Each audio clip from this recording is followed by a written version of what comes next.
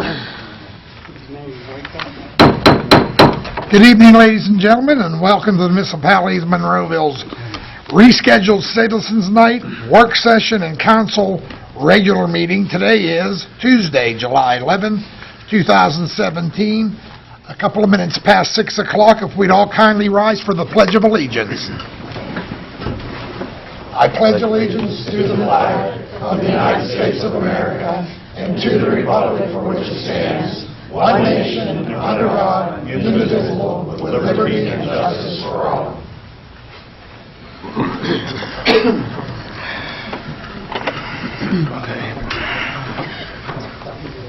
Okay, I see there's a few folks that did sign in. We'll go with them first. But I do want to remind everybody, you must be a resident of Monroeville, only to speak in front of council, or own a business in Monroeville. And Alyssa Beck, you are certainly up first. Please state your name for the record. You did sign in.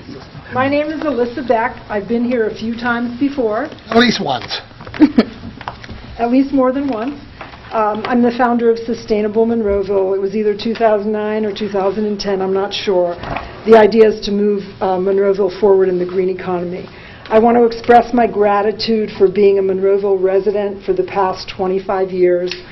This is a great municipality. All of you that are sitting before us are doing a great job. I'm here tonight during the citizens' remarks and comments to bring up an issue that I wasn't aware of until I saw it in the Times Express on June 16th. And that is that there is seismic testing happening in Monroeville, Pennsylvania. And I was surprised because I founded this organization and I hadn't heard about it until I saw it on the front page of the newspaper. It also said that seismic testing does not necessarily lead to fracking. And that also surprised me because in the experience of what's been going on in the Western Pennsylvania region, when fracking first came here in 2006, since then there are now 10,000 fracking wells that surround the city of Pittsburgh, which has banned fracking, and seismic testing certainly must be done before that, so that all these maps can be made of all the different layers of where the Marcellus Shale is, and of course below that the Utica Shale. If any of you are confused by some of the things I'm going to be saying, I totally understand. That's okay. If you don't understand what the fill in the blank I'm talking about, that's okay. We have some time to figure it out, but not a whole lot of time. Because once the companies come in and start to frack, we can't put an ordinance in place that where us as community members can tell where the seismic testing is allowed, because at that point it's too late. And so I'm here to educate myself and others and invite all of us to learn together.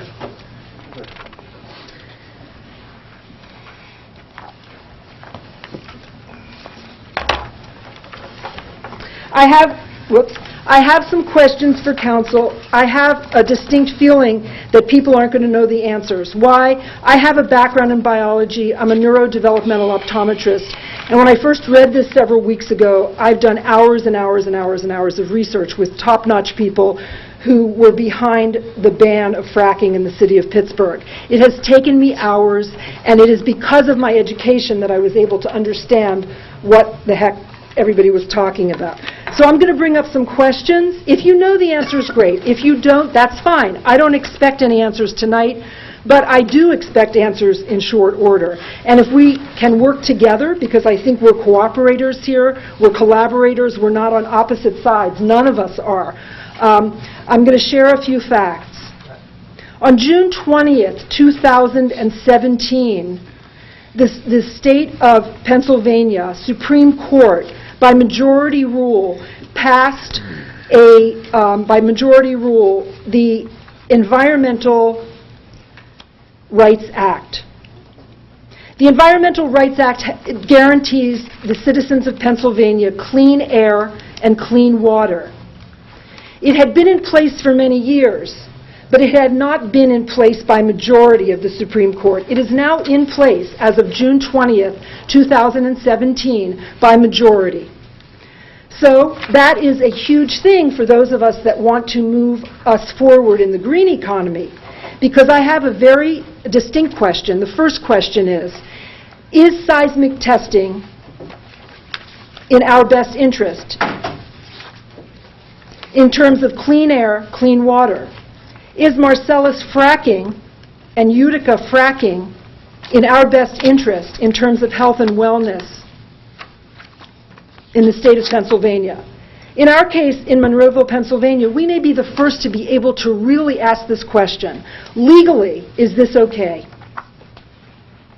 I want to... Alyssa, what you're asking is it legal for them to do the seismic testing? I know right now in the municipality of Monroeville, it is legal because we do not have an ordinance yet in place that limits where that seismic testing can be done. Okay? It's not in place. There are 130 municipalities or boroughs in Allegheny County. Half of them do not yet have seismic ordinance or fracking ordinances in place yet.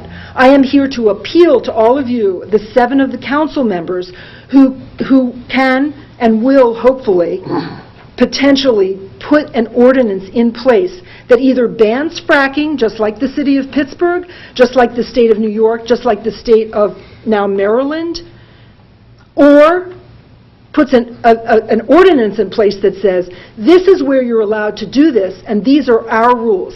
We're not preventing it. We're not allowed to prevent it. That's correct. By law. But we certainly, to protect ourselves, our property values. I am very concerned about my property value. I live on a very nice block, one of the nicest blocks in Monroeville, Pennsylvania. And my understanding is that just over into Westmoreland County, they're getting ready to put a well pad right at the end of Staunders Station. Most people, including probably most of us in this room, don't have an idea what seismic testing is. We don't really know what the process of fracking is, and we don't really know how it's affecting our air and our water. Why is a company brochure on the borough website explaining seismic surveying? The Monroeville Municipal website has information about seismic testing. It obviously came from either Huntley & Huntley or the company that is doing the seismic testing.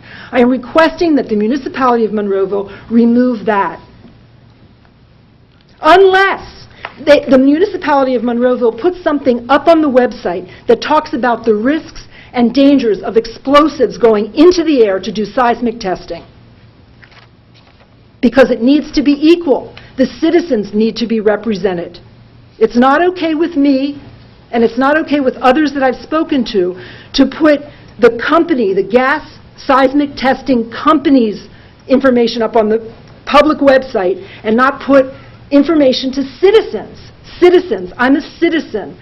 I'm obviously a little bit more concerned about my health and wellness than most, and that's why I'm here representing people that don't know how, that are afraid to come up and speak because they might lose their job in the school district, because they might lose their job anywhere, okay? It is misleading to have this information up on the website without the counterpoint, so I'm asking that you take it down immediately unless you have detailed information about the risks of seismic testing. Continue.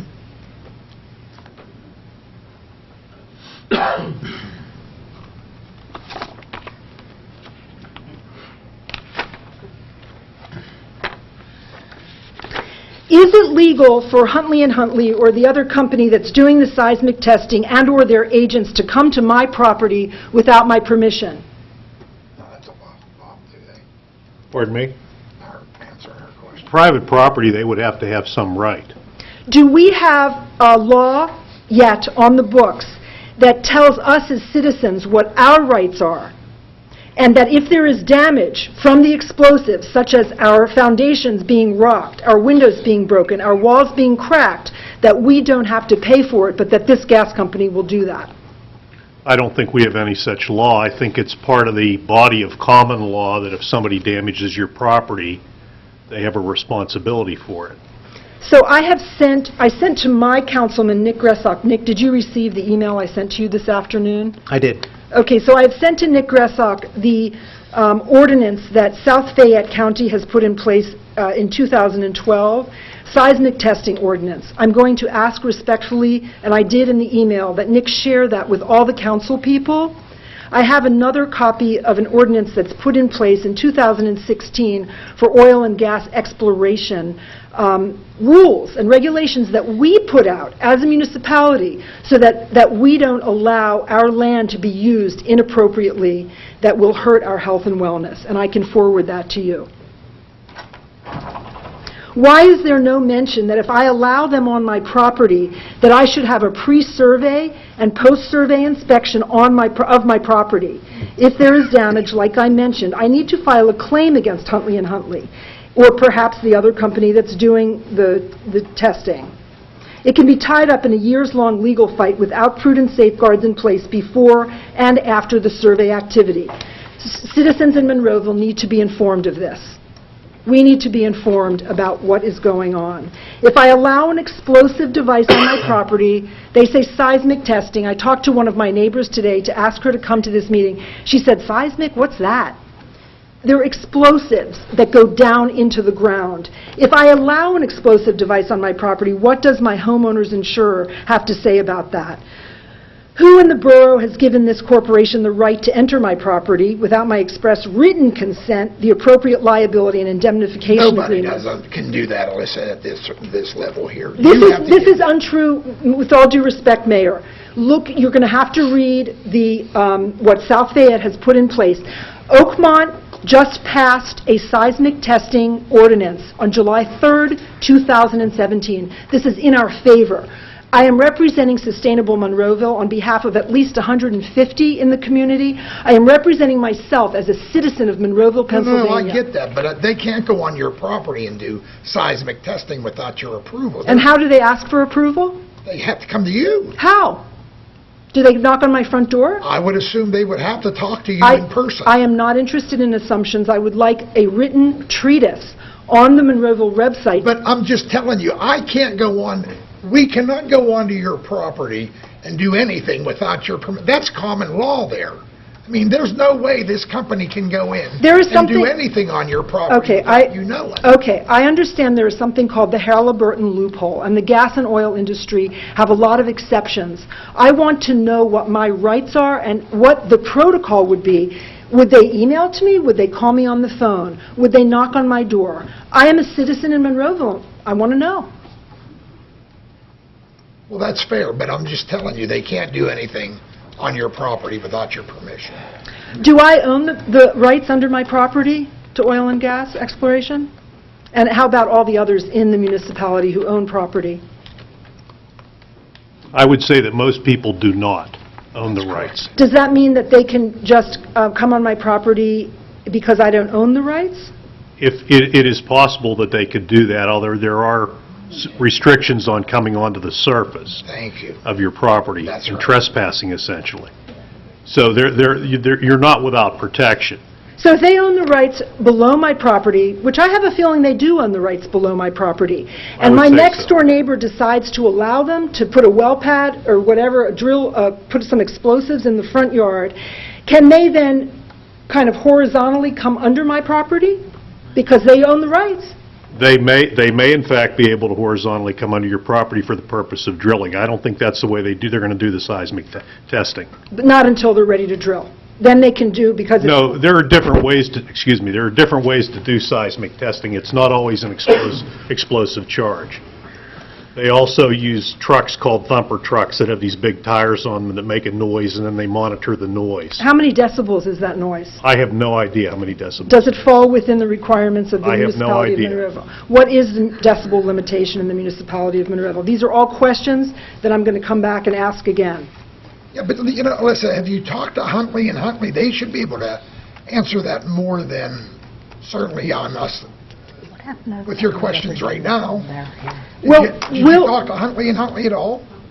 Did I talk to Huntley and Huntley? Yeah, to answer some of these, they're going to have absolute answers to most of your questions. Is it not the responsibility of the municipality of Monroeville to provide the citizens with this information, or do the citizens need to do their own No, research? Certainly, it is our responsibility to make sure whatever they do, it's done appropriately. I agree with you on that. But if you have specific questions like how many decibels that thumper would be, we're not going to know that. They would be able to answer that really quick. I mean, I'm just saying, there's some of the questions I understand why you're asking, but the others, they would have those answers immediately. Where has the seismic testing occurred so far, and which technique have they used in Monroeville, Pennsylvania?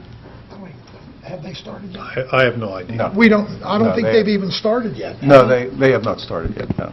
Do we have the locations yet of where they plan? Yeah, I passed those out in the map that Alyssa, I said I'd provide to you, and I passed it out to council on the roads. There's a list of roads I gave to council, and anybody wants a copy, they can get a copy. And how do we get the copy? I can give it to you tonight. I would No appreciate problem, that. yeah. But I don't have a copy for everybody in the room, obviously. There's a list of roads that have to be bonded for the seismic trucks, or as Mr. Ratcher said, the thumper trucks. And what does bonded mean? That means if they do any damage to the road, they bond the road. If they do any damage, we video the road beforehand, and we go out and inspect the road after they left. If there's any damage, they have to pay for it. They bond it. And are they doing that for households as well? Are they doing pre-inspection so that if there's any damage? No, that's a private matter. Okay, so that would be a matter that the ordinance would cover. As far as road bonding, No, as far as private citizens who have property. In again, other words, that's you're a- telling me that the company is responsible if it's public, like a road, but they're not responsible if it's a house? Nobody's saying that, No. Alyssa. Nobody's saying that. Okay, okay, I'm just trying to clarify.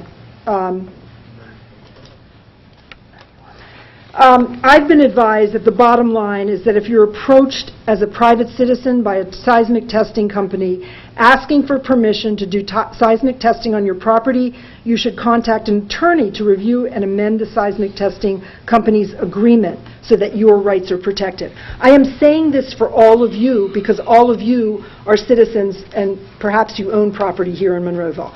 So I am not working against anybody. I believe that we are working together to protect ourselves. And so I am asking that there be a proposal based on the one that South Fayette has in place, based on what now the Oakmont Borough, they use this that I provided to you, that it be put in place in Monroeville, and that we would vote on that as soon as possible.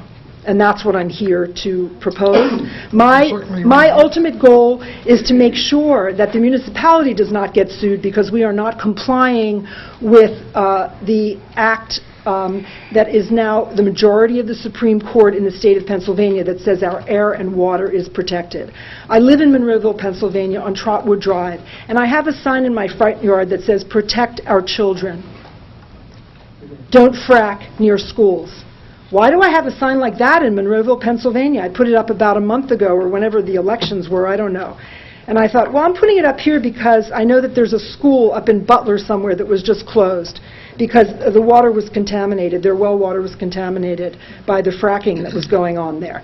And I guess I put it up because what I didn't realize is that seismic testing is coming here potentially, and so is fracking. And so it's something that we all need to at least open our eyes up about. If anybody has any questions, I am very happy to work along with anybody. I will feed you the information that is necessary that I have, and in return, I'm asking for the answers to my questions. Alyssa, can you have my email address. Can you email me the questions you have just asked? I this would evening? request, with all due respect, I have taken my time to come here. I have spent hours and hours and hours of research. With all due respect, I would ask that you watch the video and take the questions that I've asked and answer them. Thank you. Okay. Gloria Bennett.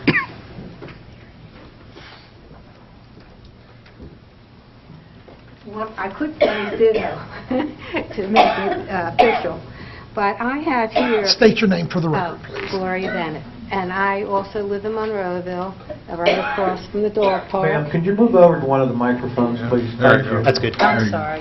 Okay, I live in Monroeville also, right across from the dog park, and Mr. Reesock is my number 2 in the area, and I have been studying this and reading many things, and I don't know if any of you here have done that. In fact, when I spoke to you a little bit last week, you didn't know anything about it, when I showed you this. No, I had not been sent that email, is what I had said. Oh, well, no, this wasn't an email to be sent. I was just showing you something you want to know Right, why and I said I was didn't have here. any knowledge of that, Yeah, correct. so there are, let's see, about 10 things that the company used a seismic test to map the locations of underground shale and natural fractures. I don't know if I should bother reading everything, or I can give you copies, but these are things that happened. Now, it tells you what, the company applies for permits to drill and extract gas. Now, I guess somebody gave them permission, I don't know who gave them permission, but somebody had to give them permission to do this, Does anybody know? You can't stop them. Well, I'm just asking you, who gave them permission? I'll defer to Bob on that. They asked somebody for permission. I had a meeting with them in late February. I had a meeting with Huntley & Huntley, Cougar Land Services, and Geokinetics. There isn't anything legally that we can do to stop them, all right? So if they want to do seismic survey, they can do a seismic survey within the bounds that we're talking about, meaning road bonding, traffic control being the two main ones. Now, talking about fracking, as I mentioned last month, okay, we're not at that point, even though I take into consideration what Alyssa said about being proactive, and that's up to council, this elected body, if they want to pass an ordinance, a non-fracking ordinance in this community. That's strictly up to this council. All right, we're not there yet, but with respect to seismic survey, they're legally within their rights as long as they operate within the parameters of our ordinances to do the seismic survey. Now, Alyssa mentioned that half of the 130 communities do not have, no, we do not have an an ordinance prohibiting seismic survey. No, we do not have that. Okay, well, I would like to have an ordinance to have, to ban fracking eventually. But I have That's up to this that's what council. I would like. Oh, definitely, I'm just telling you what I would like. And if New York found it necessary not to have it, and Maryland found it necessary not to have it, and Pittsburgh found it necessary not to have it, I think it's a real serious thing. So I would like us all to look into that, get a little bit more knowledgeable about it. I've been studying it myself, and I'm just not as knowledgeable as Alyssa, but I'm interested in our well-being, in our health, and the future generations of our grandchildren. And I've studied what happened in other places and how their water, it's just like it seems like sometimes people are more interested in money than they are in well-being. And I am interested more in well-being. So it's scary today. And so I have all these things that can happen with, the natural frac. So if you would like to see this copy, I mean, You can somebody certainly should- submit it to Tim. Yeah, because I don't want to bore everybody, or, but it could be in a paper written so people get the idea and a little bit more knowledge of what could happen. So, and I really appreciate, because a lot of people aren't knowledgeable about that, because I wasn't knowledgeable myself. But the more I got interested, the more I was concerned. And I think that everybody else, it's your community, would be concerned too if they read what could happen. So, do you want me to make a copy of this? Sure, you can scan give it it and to email you? it if you have that capability. I'm not really great at this, but I can copy it. You can copy it, and you can And drop send- it off at the front desk. and I'll get Okay, it. great. Okay, Okay, sure. thank you so much for your time. Thank you, Laura. Nancy Lapkovich. Just for the benefit of the public, I met with Cougar Land Services on the road bonding issue last week.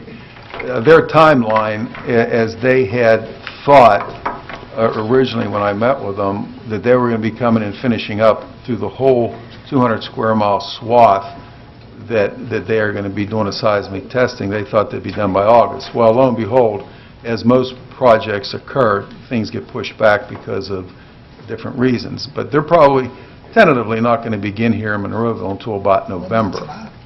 All right, and that's with the and that's just with the sizing survey, just so the public understands that. Okay, Nancy, you're up. Please state your name for the record. Nancy Lapsevich, Tilbrook Road, Monroeville. And yes, I was there. First of all, I'd like, I don't know if there, can you get a Can you picture drill of that? down on that, Joe? Just kind of center it. Let's see. Move it up a little. Yeah, you Push push it it up a little up. bit. There you go. There you go. I do volunteer nursing for an organization called SHEEP. It's a nonprofit. They do their ministry all over the country, and they do have a free clinic for the underinsured and non-assured. And they do have fundraisers. They're having their second one though, of the year, January 25th. If you go to that Anthony's Coal-Fired Pizza, tell them you're there to donate to SHEEP. They'll give you, as it says, 20% off your dine-in or carry-out bill. Nancy, did you say January? July. Okay, I was going to say that's really far away. I couldn't, I saw the J. Okay. I just wanted to make Well, you sure. were close. I was close, it was a J. Okay. I saw, excuse me, I saw the J. So, they, like I said, they do real good work, and I do volunteer with them. Very good. And anybody that does need their services, they're there every Thursday, Where? Assembly of God. I was just going to announce that. That's, you're right, that's Yeah. what I thought. Yeah, the Assembly of God, and it's, I want to say where the old hills used to be. Across the street from that as you're going down the road. But it's a good deal and it's a good program. Thank you. And that's mine for that. Now, secondly, I'd like to give my kudos to Mr. Johns and the 4th of July Committee. And I can say that because I was part of the committee. And I'll also take whatever heat that anyone has to throw at the committee. The parade I thought was fantastic. I'm ashamed to say that it was the first parade I've seen in about 25 years, because we're never home on the 4th. I thoroughly enjoyed it. Hope to be a part of the committee next year. As far as the park goes, the fireworks went, I think what everybody has to remember, and especially the constituents that have been calling me nonstop, this was the first time, the first change of venue. So hopefully, and I can't make any promises, but I plan to be on the committee again next year. If Mr. Johns allows, or if there is a committee. So I can't promise I'm going to change anything, because I don't make promises I don't keep.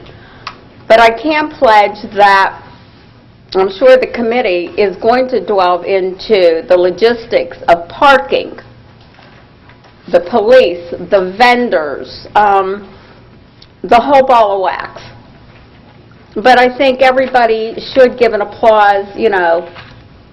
Like I said, the parade was wonderful. There wasn't one person up and down 22 that I talked to that the kids weren't excited, the family wasn't excited, and how everybody said what a wonderful showing it was for Monroeville, and I think that's what Monroeville needed. No more bad press. This, you know, put us in the highlight again. Again, for the park,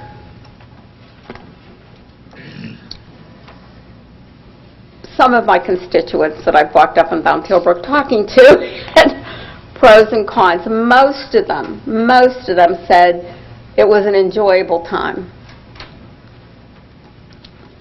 So I just wanted to tell you that should be proud of what Monroeville did together as a community. And I'm sure next year everything will be taken care of. It's the first time for everything, and this was the first time. Thank you, Nancy. Thank you, and remember July 25th. Okay, nobody else has signed in, but I'll leave the floor open for anybody who'd like to address council. Hi, my name is Robert Serafini. Did you sign in there, Not Robert? as yet, sir. Please. I am a resident of Monroeville. Are you sure? For 30 years. I have four things, brief things I want to talk about. First of all, I do want to emphasize, Mr. Johns, my councilman from my district, did a hell of a good job. I want to thank you. Well, thank you. It took a lot of people, but thank you very much. I know, but I want to thank you and your committee. I know you put a lot of work in it. Second of all, I'm here to request a convex mirror be put on Northern Pike coming out of Maria. Maria Street.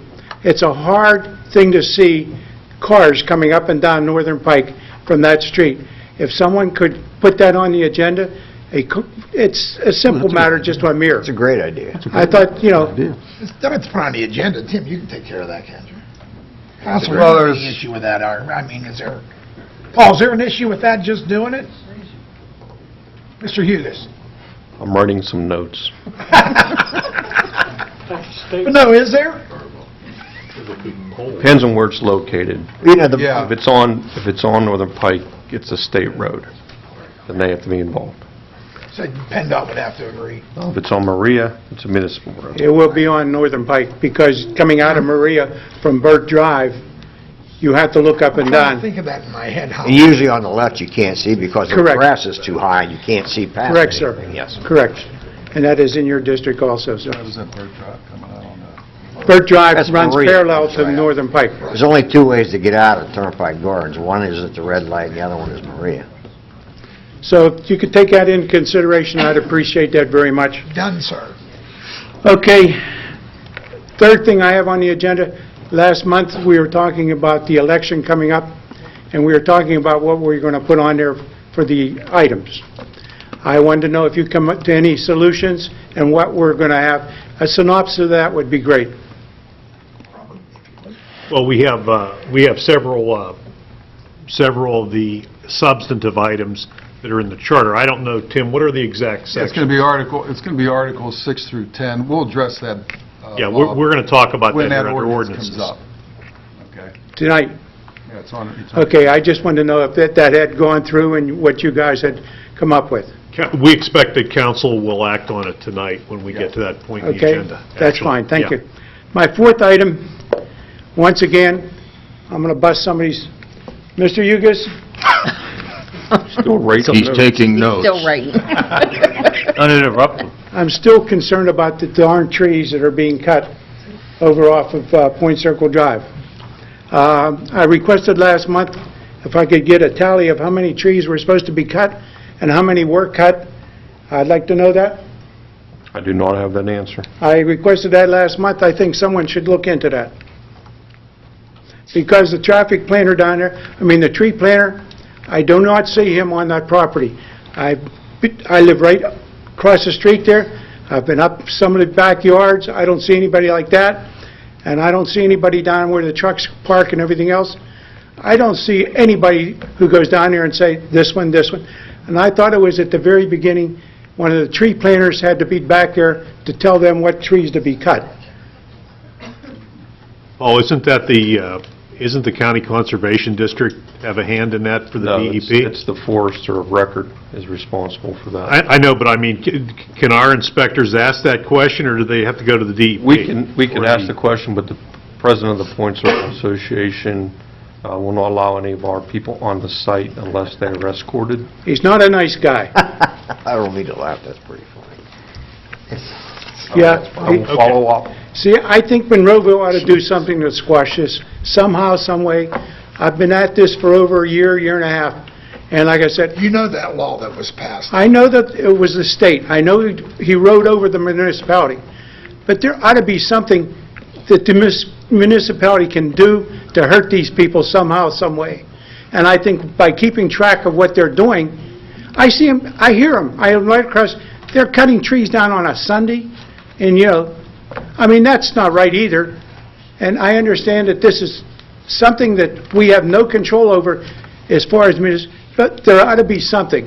Somebody ought to hurt them and financially pocket by upgrading what They only pay $87 a year in taxes for that 29 acres of property back there. Somebody ought to go to the downtown and find out how in the heck we can get them to pay more taxes. And the fact is, we should keep track. I don't know how many trees initially were supposed to be cut. And I understand they go for about $500 to $1,000, some of those trees. So, I mean, that's a lot of money. And I don't know if municipality is deriving anything out of the tax pocket from those people by doing, cutting those trees. For them selling the trees, they're making a heck of a lot of money. And I don't think the municipality is caring what kind of money are we getting in return for that. Do we get any? They fall under earned income tax? A business privilege tax for doing the work, the company doing the work in the municipality, that would be about the only thing. Earned income tax is paid where you live. But business privilege, there would be a business privilege tax, as nominal as it may be, for them doing work here in the municipality. And like I said, I've talked to Mr. Ratcher here over the phone or at the office here and everything else, trying to find out a tax ID for them so that we can check on their taxes. We can't get that. I can't find out who's on the committee anymore because they got an attorney that's hiding all the information. I mean, this is a real rat race, and I don't think municipality is doing enough to come out and hit them over the head with it. We're doing everything, we've done everything we can do, Robert, so you know, legally. That's all we can do. Mr. Mayor, you did everything you could do before, but have you done anything since the state has done anything to you? I'm not sure there's anything else we could do. Well, shouldn't somebody look into that and find out? No, we have looked into it, Bob. The state's really tied our hands with that. We have very limited enforcement. As you know, the County Conservation District and the DEP are really, they have more enforcement powers than we do down there.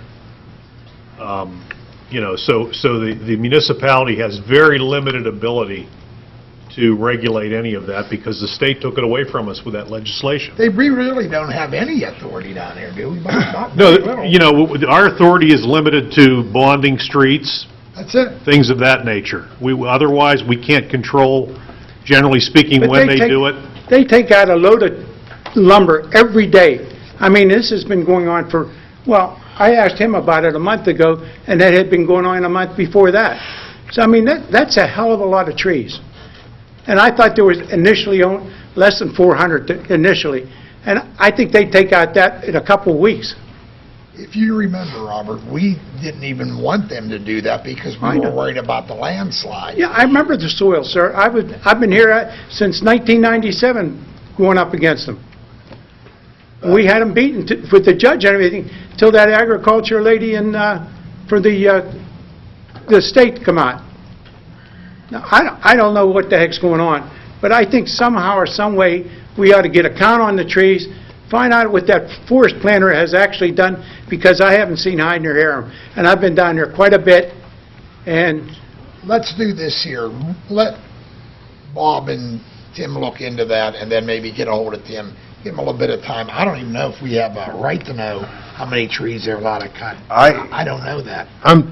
Isn't this the case where we did have an ordinance and the Attorney General's office from the state sent us a giant ruling saying if you don't remove that? Yeah, they were going to sue us. They were going to take us. Yeah, we were going to get sued. I'm up on all that, Ron.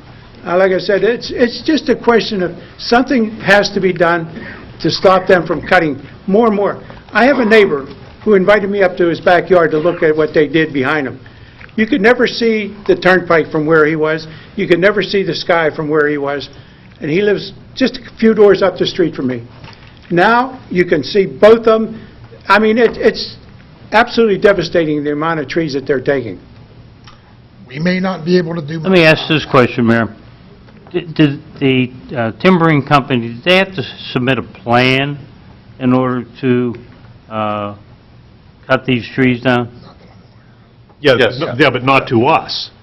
They submitted one originally, Tom, back in 2010.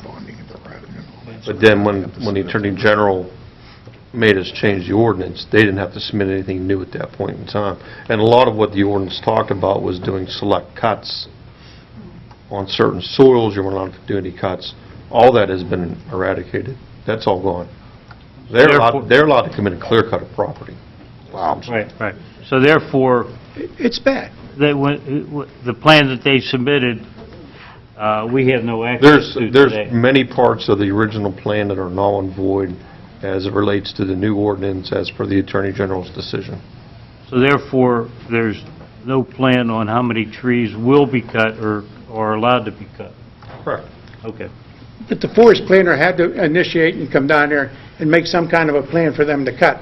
And for them to be able, individuals are cutting back there on Sunday, because they're not down there, the Amish people who are doing the cutting and everything are not down there on Sundays. But trees were being taken down on Sunday. Now, that's individuals. So they're in excess of what they're supposed to be doing. And one of my neighbors over across the street, they had dead trees just laying on the ground back there. It's just laying there because they weren't of good quality after they cut them down. I mean, Bob, we'll call the County Conservation District and the DEP on behalf of you and the residents.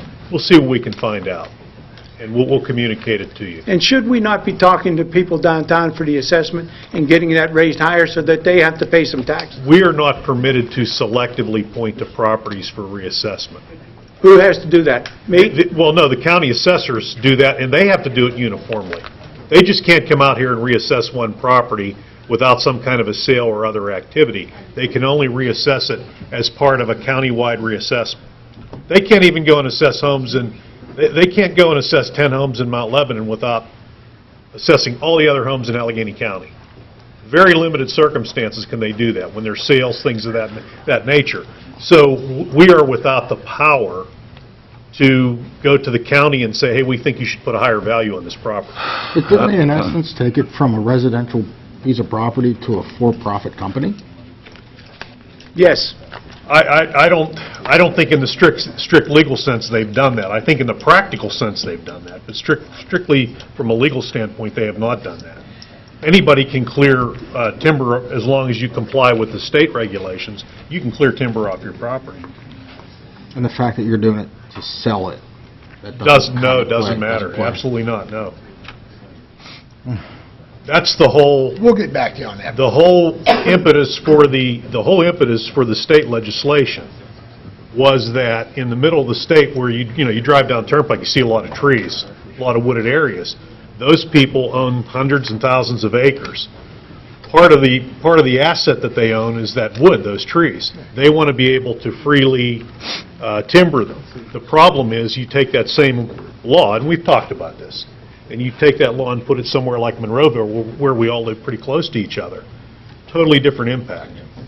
Right. But that's not what the state did. The state looked at the agricultural lobby and they passed that law. And it's had a bad impact on all of us. I remember talking about that. Yeah. Can I ask you a question? Yes. Would you provide me sometime, or send me, or whatever, a letter so that I can get for that lady in State Representative, Attorney General's office? I'd like to write her a letter and tell her what I think of her. You want her address? I'll get it for you, Bob. No, I know. That much we can do. Right. I'll get her address for you. Because I'm not... You're my bud, Bob. I understand what you're saying, but you know what? I tell you what. You know, our hands really are tied, and you know that. I'm very vindictive, guys. I really am. Nobody pushes I me wouldn't to say a that point... publicly, Bob. I'm telling you right now, I am very vindictive, and I will do everything in my power to contradict what they're doing. I have a neighbor who rides up or walks up and down the street, "Hi, Bob," and that's the president of this tree thing. Before it was SOB, now it's "Hi, Bob." I can't take that shit. Okay, Bob. I just have one question. Mayor. Sir. I have one question. The folks that are cutting down the trees on a Sunday, are they being cut down illegally? Are they poaching on the land? I guess the problem is we don't know right now. Based on his report, we know that that's happening now. We don't know who those people are. But even in the ordinance, there was time and date limitations, which I think were stricken also. I thought they struck our whole ordinance down. Yeah, No, they left us with a couple of inconsequential. Yeah, there was- radius. Small. When they were. So we don't have any jurisdiction over that either. I mean, I'll check, but I really think that part was stricken also. Well, should they have a permit in order to cut those trees? I mean, they got their permit. It's part of the property. No, I'm sorry, the folks that are cutting them down over the weekend when the people... If it's part of the land that has received the permit, that's up to Well, the, don't they have to qualify somehow? I mean, I just couldn't go in there and cut trees down, could I? well, the Point Circle Association would have to tell us that they're trespassing. Maybe they gave them Okay. permission to go on there to cut the trees. Okay, well, maybe that's what we have to do too. Well, I told you I thought was cutting the trees. It came from the area of Mr. Davis's house, backyard.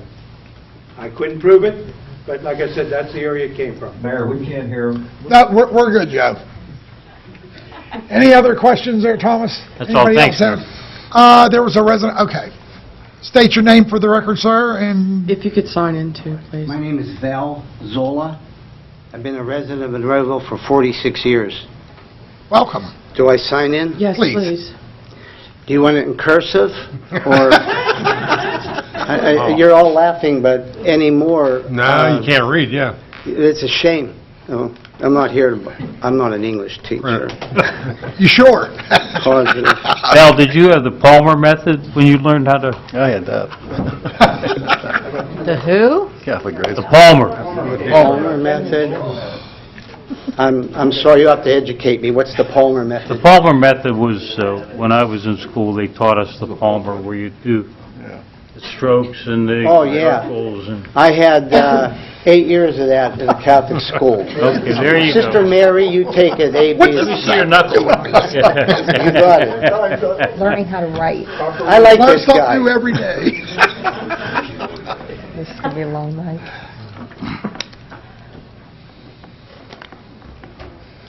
Now we're all educated. Thank you, Tom. And I did half in What I'm here for. cursive and hand along in. Okay, I'm going to cut to the chase. I don't mean to put this on you, Mr. Johns. You're my representative. I'm in your ward. The two people are talking about fracking. I'm going to talk about cracking.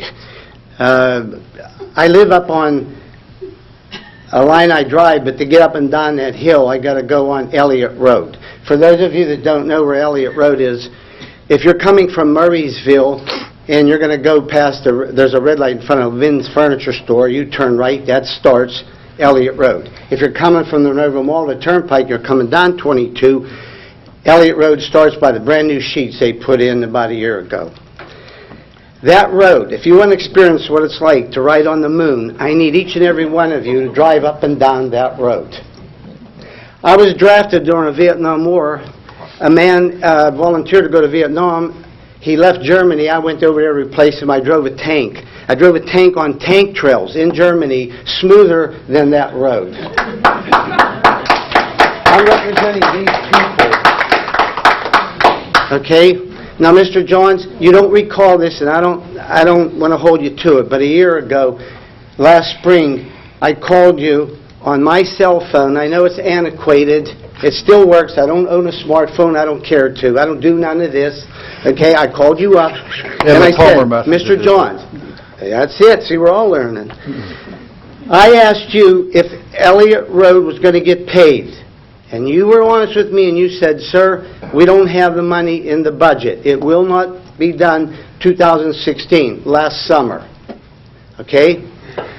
Believe it or not, my son called you a couple months ago, and he has it on his cell phone. We can play it for the entire chamber here, that you said that it was going to get paved this summer. I'm not putting it all on you. Okay? I don't expect you to dig in your pocket and pay for it. To cut to the chase, I was in your office this morning. Yes, you are. After today, when I see you in Eaton Park and you see me, we're going to know each other. I all spent good. 10 minutes in your office. We cut to the chase. I hate to sound repetitious. Second time I used that choice of words. You said there was no money in the budget to pay to have Elliott Road paved. Correct? I said that, no, you misunderstood me.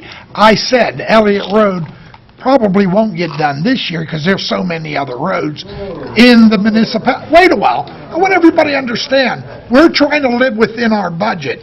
We're not, you all live in your budget, in your homes, we're doing the same here. In every ward, there are roads that need fixed. Go to my ward, 5th Ward. I can take you down Rosecrest, where it's fallen over the hillside. There's no money to fix it.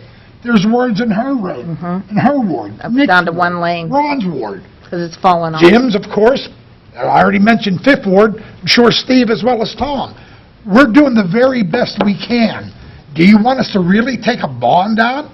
Who has the final say on which roads get paved? Who's the... This council does. They vote. The whole council. Okay, who's the person that goes out to the entire confines of Monroeville and all of its, and says this road needs it and that road needs it? Who's the one? Our engineering staff. Val, our engineering, Val, over here.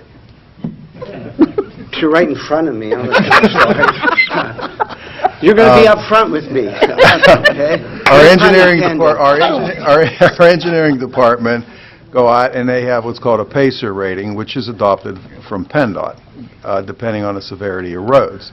And that is given to council each year on the roads that are the most severe roads to be paved. Now, council, being the legislative body, can veto that and say, this road should be paved and that road should be paved.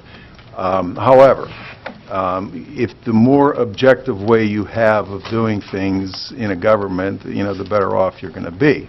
But the ultimate authority is council. But the engineering department, they do rate them according to what's called a PACER rating. Now, Okay, and who knows for a fact that Elliott Road is definitely not going to get paved this... Can I say something? Sure. Thank you. That is in my ward. I have talked to you. I have talked to your son. I told you what I knew. I don't enjoy throwing anybody under the bus. I've asked Mr. Little, I've asked Mr. Hugus to drive that road. I believe both of them did. I've been up and down that road several times. I've talked to several people about the amount of residents that use that highway to get up on top of that hill. When I say we, I asked Mr. Hugus to look at it hard because of the fact that Sheiks has spent a considerable amount of money to get to the end of their property, which meant now to get from there to Illini Drive, for example, was not going to cost as much as it would have prior to that. That was all looked at. I talked to Mr. Little about it, and he's sitting right there, and he knows it as well as I do. There was a little bit of money, not a lot, and we had to try to find the rest of it. The cost to do that section came down from what it was originally. And the last I heard, we were attempting to find the extra money to finish that section of the highway. And then I haven't heard any more. Am I not right? You're correct. Thank you. Okay, I don't know, like, if I went to Joe Markosik, my state representative, and I said to him, Mr. Markosik, is there any way you could help us out here, help the council, am I out of line here? He's a state rep, he can't get money from the state funding? I'm asking, I don't know. No. They're $2 billion in the hole. They can't even pass a budget. Yeah, there you go. Their budget is $32 billion. Okay, so I'm not even going to bother him, okay? No, waste of time. I'm here to get educated, okay? Phil, I just want you to understand, your issues are right on the money. We just don't have the money to fix everything that needs to be fixed in Monroeville. So we're not going to get it paved this summer? Well, certainly up to this council, but like I said, I think Linda needs some road repair, Nick needs road repair, Ron does, Paul certainly can use it. I know Jimmy does too, but I don't know where, Tom, I'm sure you have some roads that need fixed. We're mixing it. You can come up in a minute. There's roads all through Monroeville, and I agree with everything the mayor's saying. The way I looked at that road, not because it's in my ward, I mean this from my heart. The way I look at that road, it's a main thoroughfare for people that live on top of that hill. And there's a lot of homes up there, and I know that. And I know there's roads all over the community that need done, that might be in that community. That's a road that's not exactly, there's some apartment buildings, but it's a main road to get up to the top of the hill. Okay, let me ask you this. That's why I thought it was important. Let me ask you this. It is important. Do the merchants pay for the fireworks in Monroeville? The merchants, is it in the budget? Where does the money come to set off those fireworks on 4th of The money July? comes from two sources. Well, actually, the municipality, Monroeville Convention Visitors Bureau. Both So contribute. our taxpayers' money pays for a small portion of those Yes, sir. fireworks? That is correct. Okay, now, don't take this the wrong way, I don't mean to be facetious. Oh, Okay, this is not sarcasm, this is just the way I feel. The people in Murraysville, Plum, Penn Hills, all come to Monroeville for fireworks. I agree with you. They don't pay taxes in Monroeville. I do, and so do these people. What I can I agree. say after that? I agree. You know, now why can't we take some of that money and put it toward roads and cut the fireworks down? This young lady said about the parade. This young lady, that was a fantastic parade. I've been watching it for years. The fireworks are fantastic. But hey, maybe we're not prioritizing. I don't know. Now, I said everything I wanted to say, and I'm going to conclude with this. When I was brought up and raised, my grandparents, my parents already said, well, when I was doing something wrong, trying to get on a good side of them, don't butter me up. I don't know if any of you, maybe I'm showing my age and you never heard that before, but I say this for last. I'm not here to butter you up, but with very deep conviction, I admire all of you. I do, seriously, because I wouldn't want to be sitting, because every time someone comes in here to these chambers, generally they have a gripe. And I don't wear a hat. Last time I wore a hat, I played Little League Baseball at 12 years of age. But my hat goes off to you, and you're all to be applauded, and I mean that sincerely. Your for listening. Thank you, Thanks Al. for your time. Thank you.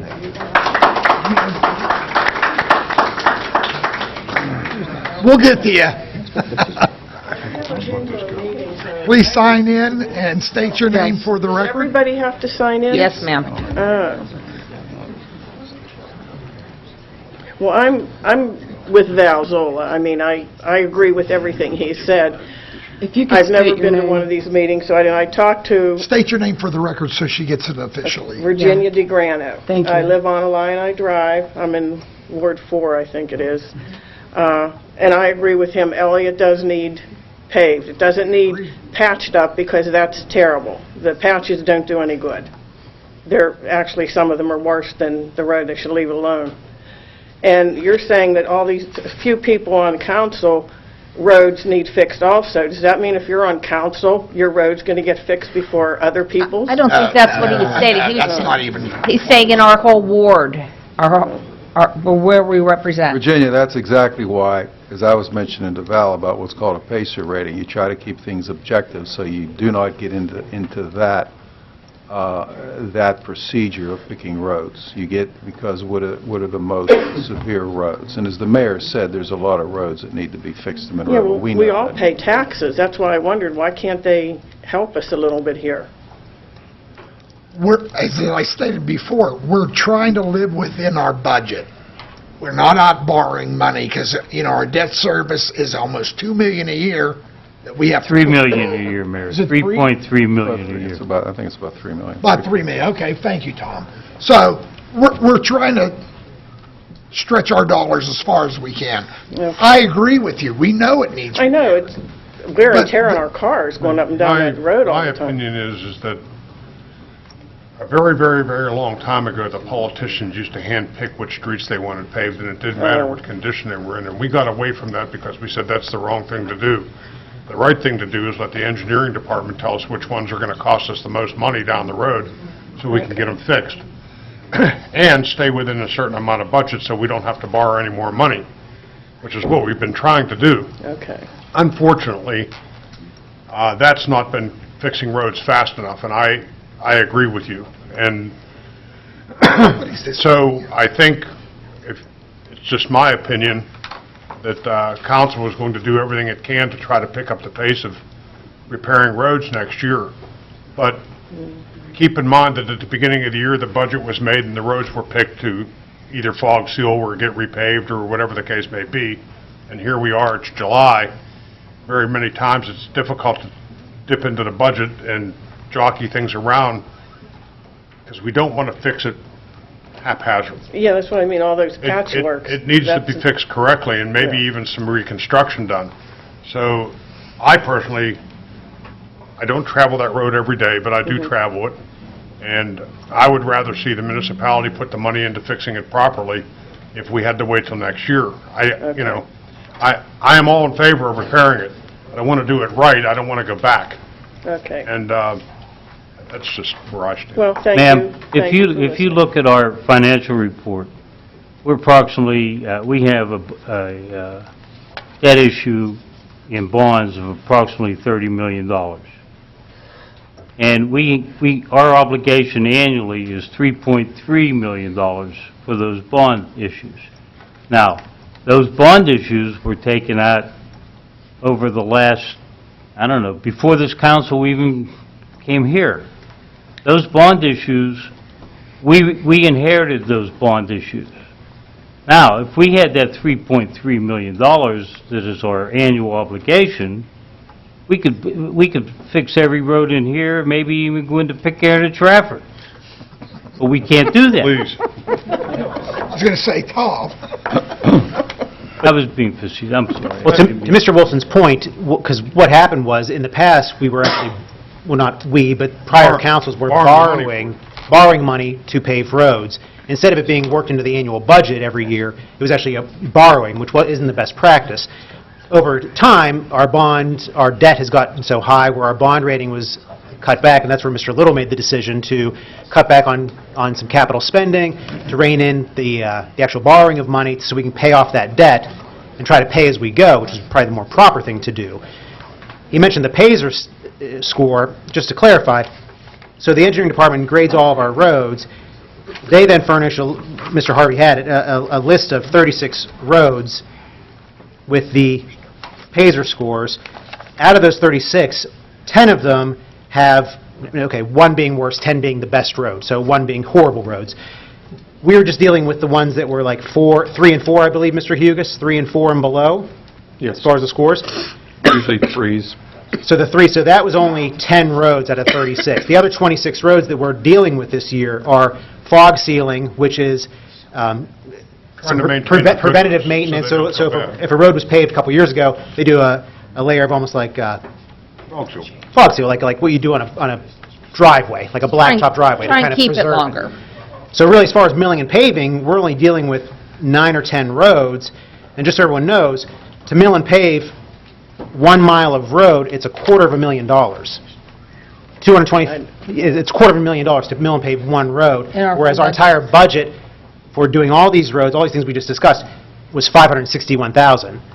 So if we can either try to stretch the money, and that's what a lot of people have been saying, if we try to stretch the money and do some of the fog sealing, some of the preventative maintenance, some of the things that maybe people really aren't too excited about, but it's a way to tackle more roads and preventative maintenance versus, okay, with our budget that we have, picking 2 miles of road and that's it in the whole Monroe municipality, and milling and paving those. So I agree with that. I mean, we understand the roads need to be dealt with, and I think this council needs to find a way to increase that amount in the budget to try to tend to some of these roads. But just so you know, as far as the PASER scores, we do receive all of those, and we'll certainly, it's not on this list, but Elliott Road was not on this list. I'm not sure what their PASER score was, but I'm sure Mr. Hughes can get that for us, and we'll definitely be looking at it next year. Actually, be looking at it at budget time as well. Okay. It isn't like we're blowing it off. We're not. Trust us, we're not. My We point is that understand. I don't want to just repave it, I want to rebuild it. I want to make sure it doesn't collapse again, you know, And and the same thing with a lot of the you other don't want to go in roads. there and put in new paving, then have it fall over the hills. Their pager score. Okay, well, thank you. Okay, the floor is open. Vaguely, I do. It's Let me just sign in first and then... Please. And tell us who you are. I'm Joanne Smith, Welcome. and I live on a line I drive also.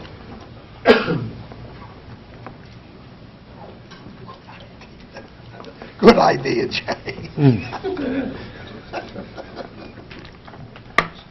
And I agree with everything they said about Elliott Road, but what I do want to say is, and I'm sure it must be the type of paving that Mr. Gressick was talking about, Turnpike Gardens. Last summer, that was completely repaved with some type of paving, and I guess that was in the budget. and Elliott Road, which I think should have been paved before that, wasn't. But what I don't understand was, on Burke Drive, somebody's whole driveway was done at the same time as they did that repaving. And it's quite a large driveway, and it gets snow plowed every year, I notice, because my son lives over in that plan, and we're on... It's the first time I'm hearing any of that. And I have a picture. I don't have the address or whatever, but somebody said to me they think it was a former councilman or somebody that lived there years ago. But whenever they did that paving last year, they also included this big driveway in it. And I took a picture last summer of it. Well, Mr. Where was Mr. that? I'm Hugus, sorry, I didn't hear what you said. that whole turnpike, There's no way. Bird Drive. You know, is that next to Tucker's house? That's a municipal road, if that's not... That is a stub road of Burke Drive. Yeah, that's... Is that Low Lane? Yes. Yeah, Low that's- Lane. It just goes into somebody's driveway. Yeah, that's next to Mr. Tucker's house. wait, could you repeat that for the record, please? Yeah. That is a municipally owned and maintained Yes, it segment is. of roadway. Even though it has no outlet, it just goes into It's a their... part of, it's a stub road, went back to the property behind it. Did you say Okay, I've just It has- wondered all this Stop time by, why thank we you. Well, couldn't thank get you for ours. bringing it up, because I was going to say, I never... It has been part of the roadway system since that development occurred. Okay. I was interested because I see it getting plowed all the time, and Yep. I know people live there, Right. and it's their driveway that's being plowed and paved. It's an access road to several properties. Oh, really? Yes. I didn't know you could go behind it. Does it have a street name? Does it have a... Low Lane, I believe. Low Lane. Low Lane, yeah. Low Lane. Believe it. Okay. Yeah, that's what it is. Okay, I was just very curious. Thank you for coming out. And also, too, over there in that whole plan, Mr. Johns, they didn't mill and pave that plan. They did a It was a chip seal. chip seal, so they do like a Thank you, tar sir. and You chip, know and they the do an extra layer of blacktop over it. So it's really not it's just a layer, it's not a mill and pave. It really held up good. That's one of the techniques that the engineering department has come up with to try to extend the life of some of these roads, to buy us some time. It held up really good. Hi, my name is Jay Wright, and I am a Monroeville resident. First, I'd like to thank Mr. Johns. The fireworks are really great. I watched them from my driveway. I had to, but I that's know, another I story. understand. I'd also like to thank the police department and the fire department. They did a fantastic job, and the fire department was there. Mr. Harvey was there, so he knows all about everything that went on. But anyhow, it was a bad situation. We don't want to go there, but right? It got handled, and the parks people were fabulous. They really were. But I have a couple questions, and then I'll get out of here.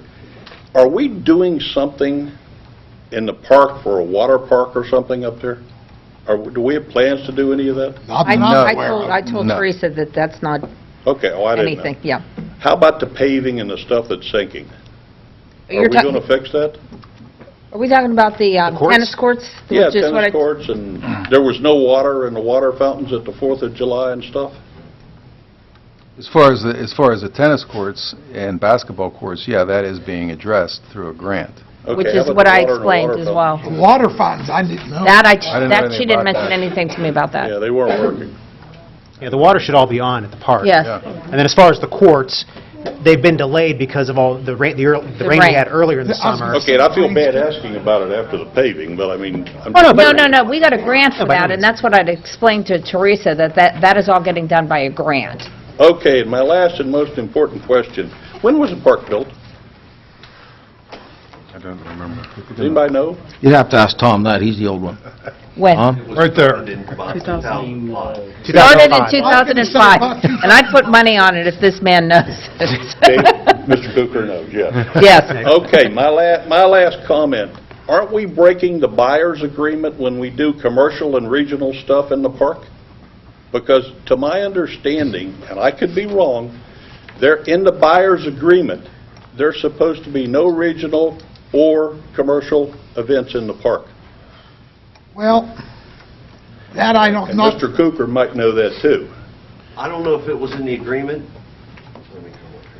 Well, I was told it's in the agreement. You guys will have to look it up. but Yeah, I was told going to say, that. because you remember when you used to do Monroeville Night On? Oh, yeah. We even did that at the park as well when we had the vendors. If that's the case, why would we have built an amphitheater? I mean... Yeah. Well, somebody needs to look at the agreement, because Well, I don't have it, but that's what I State your name for the record, understand. sir. David Cooker I'm a Monroeville resident. Got to sign in, sir. Yes, long time resident. Long time. I don't know if it was in an agreement. I mean, it could be, but I don't recall it being in one. But I remember when we were having these meetings, public meetings with the residents over in the Tilbrook area, over in Ward 1 area, there were specific questions raised to council and the municipal officials at that time saying, are you going to turn this into a regional park? And every single one of us said, no, this will not be a regional park. This is a community park. They have different hierarchies of parks. There's neighborhood parks, community parks, and regional parks. That is correct. The neighborhood parks, I'm sure all of you are familiar with. A regional park is something like a Boyce Park. The county level. Yeah. Yes, that is a regional park because it serves different municipalities surrounding it. And so that was never our intent to turn that into a Okay, a I just regional want to know, maybe park. you can look it up with a buyer's agreement and get back to me? Because I was told, I don't know if it's true or not, Well, that who would it's write in the the actual buyer's agreement that agreement. way? Jay, who would write the buyer's agreement that way? Who would write it? Write You it. guys bought it, none of you, let me rephrase No, that. no, no, Council bought it. No, I But you have to understand. understand, No, but my point is that when it was when the land was purchased, were you there, Dave? Yes, At the time? yes. When the land was purchased, who was it purchased from? Emil Vahinsky, Bohinski. the Vahinsky family, technically. is correct. Okay. Now, And there was another Yeah, Jerry's were there too, yeah. Yeah. Okay, He had a my little question is, portion down there, yeah. I was going to the say, question is, did they specifically say it couldn't be used for any commercial work, or? we have to look at the agreement on You that. have to, Tom, you have to look at it. I think it does, but you'll have to check it. Why would they do that? Well, because Emil realistically at the time didn't want to sell the park. But there was taxes and everything else involved, and I don't believe he wanted to sell it. And technically where the main entrance is was supposed to be just a maintenance road. Well, it was a maintenance road for years because the old airport was back there. No, there was no road there at all. Yeah, There it was a gate. The guys went back there to play ball. I used to walk back there every day of my life in the summer and in the Maybe fall. not a road per se. Yeah. It was not a road. It was gravel. Yeah. They had a gate across it. Right, 'Cause you had there all was a- kind, well, we had There was a problems up cable there at one across it, time wasn't too. there? Wasn't there a cable across it? Pardon me? Wasn't there a cable across that Yeah. entrance? Yeah. With a lock. Yeah, yeah. But it really, the road wasn't really a road. I mean, it was a bad road. Did vehicles drive back there? Yeah, you could drive it if you were careful. All right. But it was supposed to be a maintenance road when they bought the park. All right. That was part of that was. But it had to be a road for the vehicles to drive We're back, good. right? Pardon me? Had to be a vehicle, had to be a road for the Yeah, I'm vehicles not trying to to create a drive problem. back. I just want you to find out. And I'd like to We'll thank get back. Mr. Harvey again. He took most of the abuse for everybody that night. He can take it, he's a big guy. Thank you all. You guys might be back, I won't.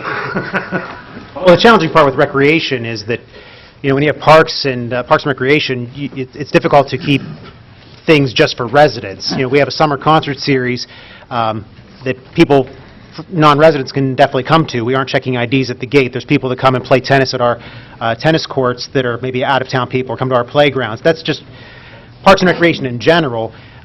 We even have, you know, we have soccer games where there's visiting teams from other communities.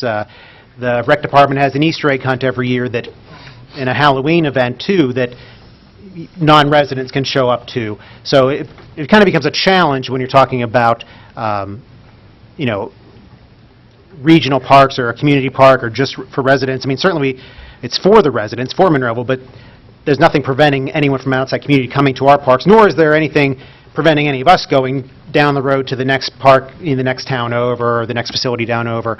So, but I mean, certainly we'll have to pull up that agreement and see if there's anything in there regarding that. Okay, floor's still open for any Thanks resident. for remembering me, Greg. Oh, I'm sorry, Ron. Go ahead. I apologize. I just wanted to tell you that I had read and talked to somebody, this was years ago, that the municipality, councils before us, had accepted, it was either state or federal parks money to help improve that park up there, and that turned it into a regional park. By accepting that money, turned it into regional park. I don't think so, Ron. I just, I don't think. Well, we'll look into it. Actually, Mr. Estock's here from the Recreation Department. Maybe he could shed some light. Well, first first off, when you were talking about a regional park, that's something that's from the county. That's That they fund. That's correct. That's correct. It's not us at all. Correct. And we have to have so many acres of property, we don't have it up there. You have State to have your a name for the record, sir. Paul West, Dock Monroeville Parks and Rec. You have to have over 200 acres in order to be considered a regional park. We don't have that. It's 120. So we invested, when we were back in 2008, we actually looked at that, tried to combine that property with Monroe Park East. We still didn't. So we don't have the property to be a regional park whatsoever. I didn't think we were, but Whatsoever. thank you, sir. Straighten that out. How's that, Mr. Harvey? Okay, floor is open for any resident who would like to address council. Sure, come on up. Please sign in, state your name for the record. Ed Haverly. Are you a Monroeville resident, sir? Yes, I am. Okay, well, I have to ask. I know. I still have to ask. For the record. Welcome. Thank you.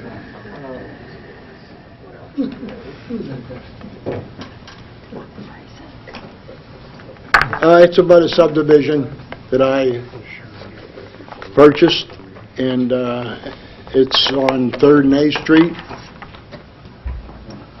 And I was sent a letter that I need a review from the council about it.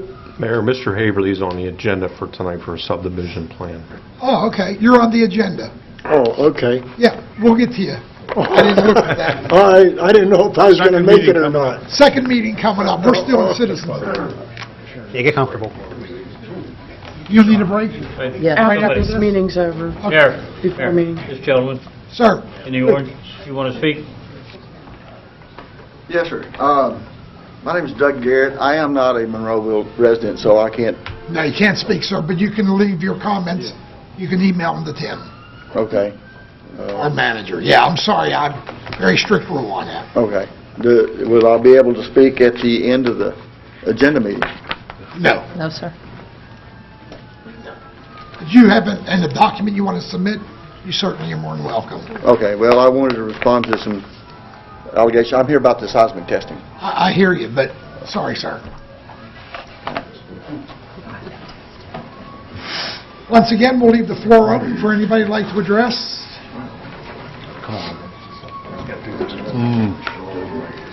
Indeed. What the heck's going on? Good evening.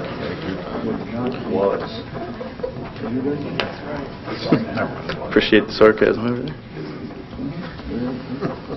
Sorry, I just don't. All right. My name is Chad Stubenbort, and I am a resident of Monroeville. So I came to speak to a few things that were said at June 13th's meeting, actually directed towards me, where Ron said he was investigating the numbers for the crime statistics that I had mentioned. So there's three main things I just want to go over and then kind of dispute those. So it was stated that numbers that I gave were from dispatch calls from our call center, not from the Uniform Crime Statistics, which is true. He then went on to give an example of a stabbing. If it was, let's say, occurred in Penn Hills, dropped off at UPMC East, that would then constitute a stabbing call at the dispatch center. So talk a little bit about that. I was accused of using the wrong statistics. And then thirdly, and I quote, "People need to quit picking out the things that show weakness and need to make suggestions on how to support everyone," so I will do that as well. So before I begin,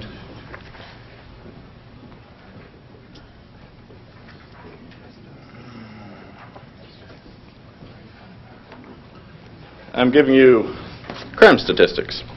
On the front page is showing comparison of year-to-date over the last year compared to 2014 through our dispatch center.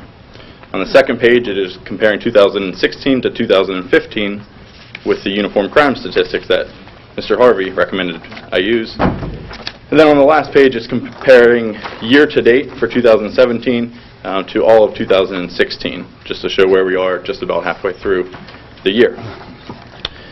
In 2016, so on the second page, the UCR, the Uniform Crime Reporting, states, can someone read to me the assaults with firearms, how many? on that second page. 0. 0, okay. Mr. Hobalo, could you use the overhead camera, please? If you could zoom in on that for me.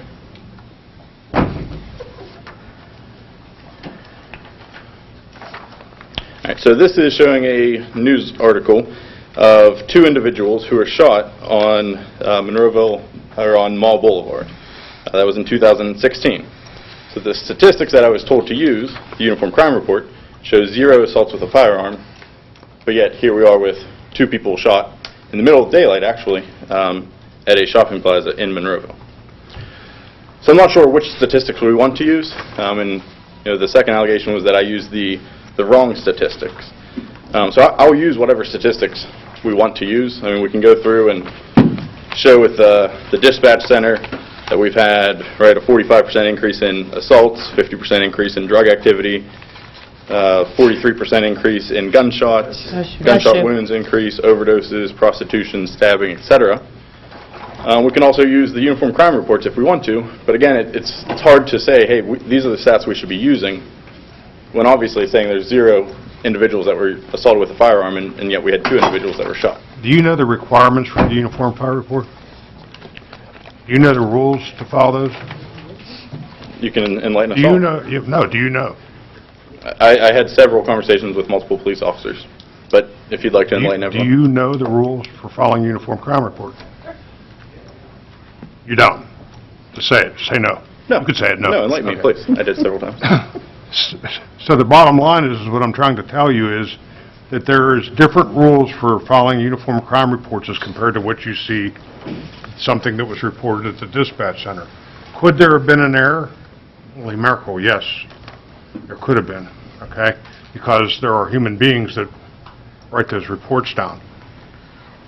So my question is, of the 2 stabbings that happened at the mall, what are you going to do about them? And I'll get to that. That was my third Oh, one. okay, cool. Thank you. So again, the statistics, as you had pointed out, aren't always correct for both. And you're involved in the fire department, as am I. Exact. Multiple times we Statistics get... aren't exact. Yeah, exactly. Multiple times we get a syncopal episode, or come in as a cardiac arrest and it's an overdose. Those aren't recategorized. So the overdose numbers should actually be inflated, but they're not. So what I'm saying is we can use any stats you want, and you can go and look through, right? We can use a Uniform Crime Report and show in 2015 there were 2 rapes, in 2016 there were 6 rapes.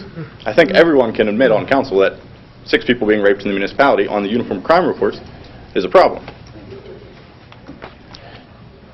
Now, in January, and this is to go saying that I used the wrong statistics. Mr. Mayor, in January, during your State of the Municipality, you stated several statistics and stated that crime was down in Monroeville. Which statistics did you use for that? UC. That's actually incorrect. You used the dispatch center stats. So you stated that there are 0 rapes in January, whereas the UCR states that there are 6 rapes. Car thefts were 22. Assaults you had listed as 90. On the UCR, there's 56. Retail thefts was listed at 280. On the UCR, there's actually not even a designation for retail theft. It just shows 478 thefts. So I used the same statistics that the mayor used, and I would assume the same statistics that Nick used when he paid for an ad and said that crime was down in Monroeville. And I was told I used the wrong statistics. So I can use either statistics. I think that the first thing that we have to... What's your bottom line, Chad? Do you want to make Monroeville, is that your idea? Let's just talk about how bad it is? No, not at all. I think everyone up here knows how good Monroeville I think is. our police department does a wonderful job. And I will get into that. Of course, we all And can I sit here and think say that our crime is, we certainly have crime. There isn't one city in America that doesn't have it. But thank God we don't have the major crime that you see in other cities. I mean, I guess I just don't like how you're presenting, like you're thinking we're trying to hide something. Everything that this department does, what can be released publicly, can be released. All you have to do is write a right to know. There are certain things you can get, certain things you can't get. Mr. Mayor, respectfully, I will use whatever stats you would like me to use. What I'm saying is, I stood up here, told you that there was a crime problem, and showed you statistics to back it up. I was then told I used the wrong statistics, I should use these other statistics. Meanwhile, I used the exact same statistics in which you stated crime was down. So for you to say that crime is down, here's the statistics. And then I utilize the exact same Well, I got statistics. the ones from the chief, but that's neither here nor there. So, and I use those same statistics and showed you that the violent crimes are increased. And then we're being told, oh, Chad, you're just making us look bad. You know, you can't fix a problem unless you first admit that there is a problem. So, that will take me into the next one. Well, what's your solutions? Because, here's the key. Great Chad. segue. I'll get into Our that. department I'm not even going to get into that, because I can't get into too much of it. Our department does an unbelievable job. Monroeville is a very safe place to live. And the way you're putting it out there, it's not. That's not the case at all. So I will Well, that's what it sounds like to me. Well, we'll talk about several solutions, and Ron had asked for them, you've now Mayor, asked is for there a them. five-minute limit? Yeah, there is. Okay. We had a citizen that spoke for close to 18 minutes at the first, and they were not. Chad, censored. I run the meeting. Would you like to hear the solutions or no? Go ahead. Okay. So, when we talk about the police department, we say, oh, we love our police, they're great. I think everyone up here can agree with that. In 3 years' time, the training budget went from over $100,000. Last year, we used $4,000 for training. We had individuals that had to call off work to go to training, pay for training on their own. So, we can all sit up here and say, we love our police, they're awesome, this is a great town, but are we, the proof's in the pudding, are we actually backing them up? When we cut a training budget from over $100,000 down to $4,000, what is that saying? When we cut a traffic division, right? How many large container trucks, how many 18-wheelers do we have going through here? How many drugs do we have coming through the community? And I didn't know you were a police officer. The chief made that decision on cutting the traffic Mr. Mayor, division I would not because he interrupt you. wants more officers on the street that does their job. Well, if we wanted more officers on the street, we probably should not have lowered the minimums either. He didn't lower the minimums. He does appropriately for each shift that he fills. Is that there are no really minimums because that's gone away. Chief has the right to put as many as he wants on any shift. Okay. K-9 officers, right? We have one K-9 officer. Correct. When we had a high-speed chase through the Gateway campus and we had bricks of heroin thrown on the campus, we had to call in North Versailles and the county police for them to come over there. We've budgeted $675,000 this year for overtime for police officers. If we hired police officers, and I'll actually give kudos to Nick, he had brought this up last July about the hiring process, and we've gone through, we have a list, it's not certified yet if I'm accurate in saying that, but we do have a list, and I hope... They'll be hired sometime this year. Very good. We're working on it. August, September, they'll be hired. Very good. You asked for other solutions, so I think across the country, and definitely in the state, we have a drug problem, and that's not specific just to Monroeville. We have 2 hospitals in town. Does anyone know how many detox centers we have in town? Detox. We have 0. That's correct. So if we're looking to actually be proactive in these things, these are issues that I would like to see the municipality working with our hospitals and saying, hey, if we had a detox center here in town, if someone gets arrested or someone gets taken up to the hospital, right? So I take an overdose patient up to the hospital, they can't do anything. They can give them Narcan just like we can in the field. They get back to it. There's no detox available at these hospitals.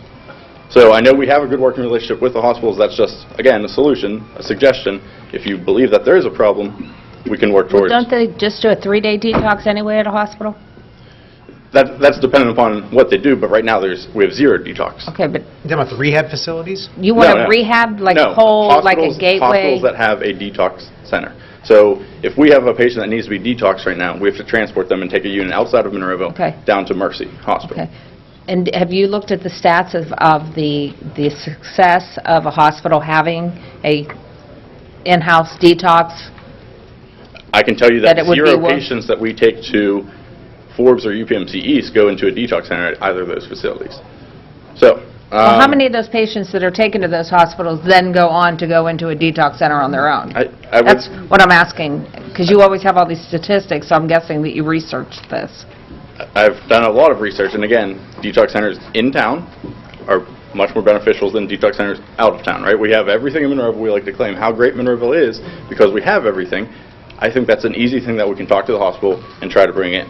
I'm not saying it's the a bad last- idea to ask the hospitals. One of the I'm other just things I asking wanted if to you touch knew on. anything, to statistic-wise, to use in the conversation.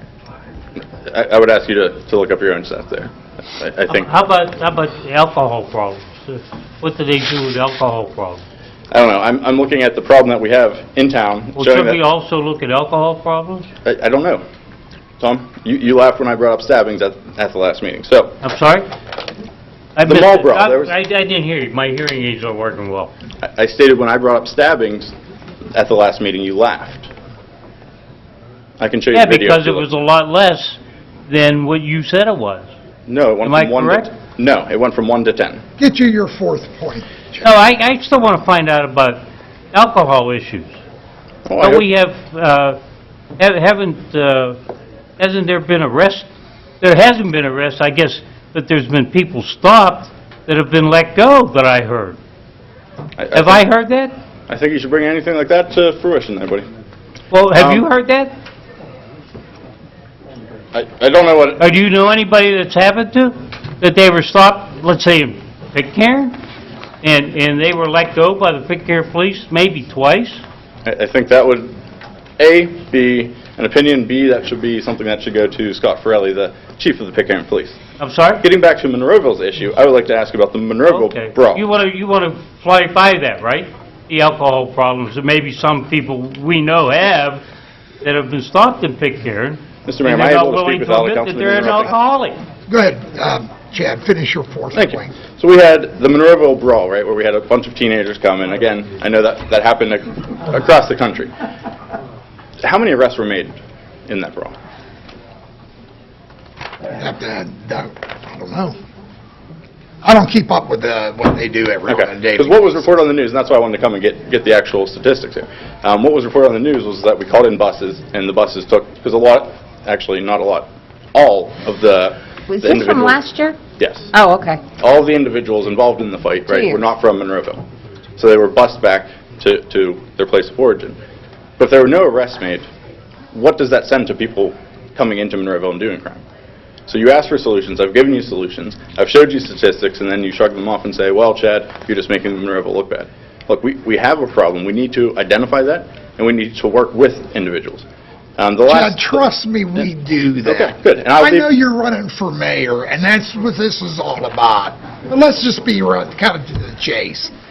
This department of ours, I am so proud to be their mayor, and I'm sure every one of these council members are as well, and every resident I'll bet in here has nothing but utmost respect. You're playing a political game. Let's don't do that, Chad. We know there's issues that we have to address. Yeah, is there an opiate epidemic in the state of Pennsylvania? Does Monroeville have it? Absolutely. Are we addressing it? Yes, we do. We're with the resources that's available here locally, and if we have to take them to Pittsburgh, that's the way it is. Very good. I can't force Forbes or UPMC East or any facility, you're going to do a detox unit. I just said or talk you're to them. going to do what. I can certainly agree that something we can ask them. I'm sure they've talked about it. Very good. And they talk about it regularly. I sit with UPMC East with their Very well aware of meetings on when they talk about community and what they can do for it. That issue's always brought up. Okay. But the key being is, please, don't politicize this stuff. Well, And that's I'm not, exactly what you're doing. I'm not politicizing, I'm bringing up real problems to We know individuals the that... problems exist and we're dealing with Thank you for saying that problems do exist, because that's the first time I've heard that up here. You had mentioned them. resources. That's not true. You had mentioned resources. I want to know if anyone up here knows what DayNet is. I've used JNet? DayNet. Daynet. Spell it. D-A-N-E-T. It's through the district attorney's office. It's a partnership in which if our police officers make an arrest, let's say they make a drug arrest, they can follow up if they can follow up and make referrals, or they can make additional purchases. Our officers can then participate, and we are reimbursed by the district attorney's office. So That's instead of... something that Doug would probably be able to answer or deal with, but again, it's not my I'm not a police officer. I know that I'm support my department. I think every one of these. Okay, but I was members up here- asked at least 5 times this evening to give solutions. So I'm asking if anyone up on council, because you guys are the What legislative makes you branch. think that's a solution? What makes DayNet, which gives us free policing, that reimburses for overtime paid for individuals We to do set up... work with them on that. Yeah, but how does that, how much that solve crime-wise? How much does DayNet solve? Now, how much does our officers using that solve crime? I think we should talk to every single municipality around us, because every single other municipality around us uses DayNet, which is again why I was asking Again, if how much council... crime does that solve? Ron, I asked you if you know what DayNet was. No one on council knows what DayNet is. You had asked for solutions, and I'm giving them, and now I'm being... Wait a minute, first of all, I don't trust that you're giving the right solution, first of all. That's what you're missing. Of course not. I don't believe that you know what you're talking about. Because at the last meeting, you said that there was not a crime problem, when there When is. it comes to policing, I don't think you have a clue as to what you're talking about. Okay, do you know what DayNet is? I know what JNet is, I don't know what DayNet is, and I don't think that's going to solve crime in Monroeville. Okay, so again, I would ask that you reach out to local municipalities, I'll leave you with that, and ask... Because quite frankly, if it did, I think our police department would be utilizing it. But I would hope so as well. And have a ball. I know several of you know Steve Zappala. I know, Mr. Mayor, you've met him on several occasions in this very room. Know him well. Please reach out to him or his office, any of the ADAs, and ask, what is DayNet? Should we be using it? What are the benefits? What are the cons? And then maybe we can share that with the rest of the council. Fair enough? Have a great day, sir. Thank you very much. Once again, ladies and gentlemen, I'll leave the floor open. Seeing none, we'll close that proportion of the meeting. So, Break, Yeah, and Sharon, we're going to give her about a 5 or 10 minute break, folks. 10 or 15. Her fingers are sore.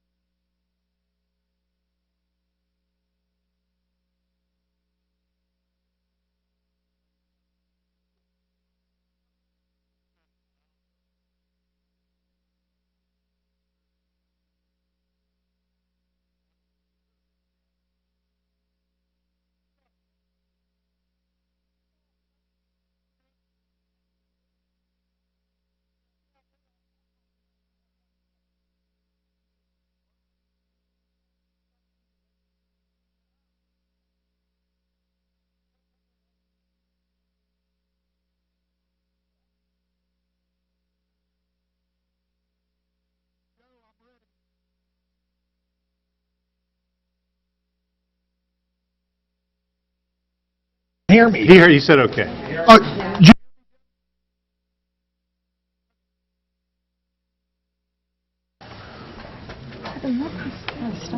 Red light's on. We're going to call the meeting back into order. Ladies and gentlemen, before we get to the regular business meeting, I was wrong in my assessment on the gentleman that wanted to come up, and he is from Huntley and Huntley. Oh. He is one of their subcontractors, and Huntley and Huntley is a tax-paying entity here in Monroeville, and he is obviously employed by them. So we're just going to allow him to have his say. I know that, Alyssa, you had your say. I know you had your say. So we have to give this gentleman. So please come on up, sign in, state your name for the record, and then we're going to go right into the business meeting, if you will, I wonder if please. anyone from Huntley and Huntley is here to answer her question. Sorry, guys. Sorry, guys, we didn't know. My name is Doug Garrett. I'm here on behalf of Huntley and Huntley. Did you say Doug Garrett, sir? Doug Garrett. Thank you. I'm here on behalf of Huntley and Huntley, a very established business, been around in the area for many years, just down the street from y'all. They've hired Geokinetics, and this is Gene Carpenter with Geokinetics, to do the seismic testing in 202 square miles. The part that we're wanting to do in Monroeville is just a small portion of that. I don't know how many square miles is actually involved in the Monroeville area. Obviously, where we're standing at here is not included. We have supplied the municipality with a map that's showing just a very northern tip of the municipality and the southernmost edge of the municipality. We have cut out the center portion of this area here, and it's like a backwards C circling around from starting in Allegheny Township and ending up in White Oak and extending over into Elizabeth Township just a little bit. The process we go through to do seismic testing, it's all been explained. We are mapping the subsurface for future development. Now, when I say future development, I don't think for any chance that Huntley has any plans on drilling. I don't know. Mr. Ethan Schuler here could probably shed some light on that for their future plans. I do not know what their long-range plans are. All I know is we've been contracted to map the subsurface. The importance of that is knowing exactly how deep, how thick, how all the subsurfaces traversed, and looking for any faults and fractures that may they need to be aware of to allow for future horizontal drilling. And all we're doing here, all we're talking about is seismic testing and providing the mapping data for them. What type of seismic testing are you doing? Okay. How does that work? The first thing we do is we've got what we call a pre-plot grid on our map. And what it is it could be just as flat as this table out in West Texas with nothing in the way. And that's the path that we follow. Obviously, when we get into a setting like this, we've got a lot of culture to go around, and so our straight lines become crooked lines. So there won't be a straight line left on it once we get through with and provide a post-plot. The municipality will be provided with a post-plot map of where we're actually going, where we want to go, the roads that we want to be on, and the properties that we're going to be accessing. Now, there was a lot of, I will say that for the most part, all the people that we need to speak to or contact in the municipality of Monroeville have already been contacted. The question... Could you repeat that? I said the people that we need to contact have already been contacted in Monroeville. Okay? The grid, the line spacing on our receiver lines, and that's a little device. It's called a node. It's a sensor. You can see this is the size. We tell everybody it's about the size of a 1-pound coffee can. This is our little recording device. Now, these will be scattered throughout in right-of-ways and also on individuals' property that we have paid them to allow us to place this instrument on. Okay? We don't have to put these everywhere. The line may be 880 feet apart from here to there. Well, we're going to miss a lot of residents in between. So we won't have to contact those. But where we want to place these, those people have already been contacted for the most part throughout the whole 202 square miles, not just in Monroeville. Sir, I'm sorry, how far apart are those placed? They're placed 220 feet apart on a line spacing. The line spacing is 880 feet apart. Okay, so these can go anywhere. They're a passive device. They just sit there and record data. How far down in the ground do those go? Depends on where we're putting them at. The deepest they'll ever go is this deep, Okay. okay? Just below the surface. So it's out of the way of farmers that's cutting hay or mowing lawns or whatever the case may be. So there's not, you're not going to have to drill down to drop that down in there? No, we take a little spade shovel Okay. and just make a little hole and drop it in and put the dirt on top of it, and it sits there for about 2.5 to 3 weeks. Mm-hmm. And then after Are we you come using through, any explosives? I'll get to that. Okay. These just sit there as we're doing our And that's for data collection only? data That's what collection. those are? It's a Thank passive you. device. It doesn't have any electrical current in it, no Okay. harm, no danger to anybody. Okay. So first thing we do is we do a hazard assessment with our surveyors. I don't know if y'all was involved in the PA1 call, got this far down yet, but we do the PA1 calls. We identify where all the utilities are, gas lines, things of that nature, and we map all that.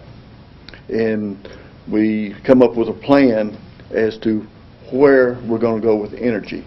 Our primary energy here is going to be on roads. They are with Vibe trucks. The Vibe trucks are about the size of a garbage truck. What kind of truck? Vibe. Vibe. Vibe. Like vibration. V-I-B-E? They're about the size of a garbage truck. You got a picture, set it, yep, right in the middle. Right. How about that? You got that, Joe? I got Joe sleeping. Joe, you get that? Touch the microphone. It's, There it is. There it is. It's about the size of a garbage truck. It's got some sound barriers around it. It's more noisy than it is anything else. But you can see this plate in the middle right here. How many decibels? Alyssa, you can't just yell out on him. Let him continue. The decimal levels I cannot absolutely tell you today, but I can get that information. But as the trucks travel down the road, and there'll be 3 of them, as they travel down to a predetermined surveyed point, they will stop and they'll lower this plate right here to the ground. They couple themselves to the ground. I've heard people talk about shaker trucks and ground pounders and all that. This is not one of those. That's old school.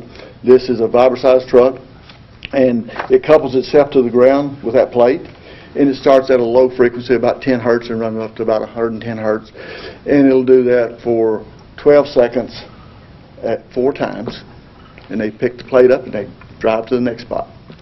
And What does that do to the pavement? it doesn't do anything to the pavement.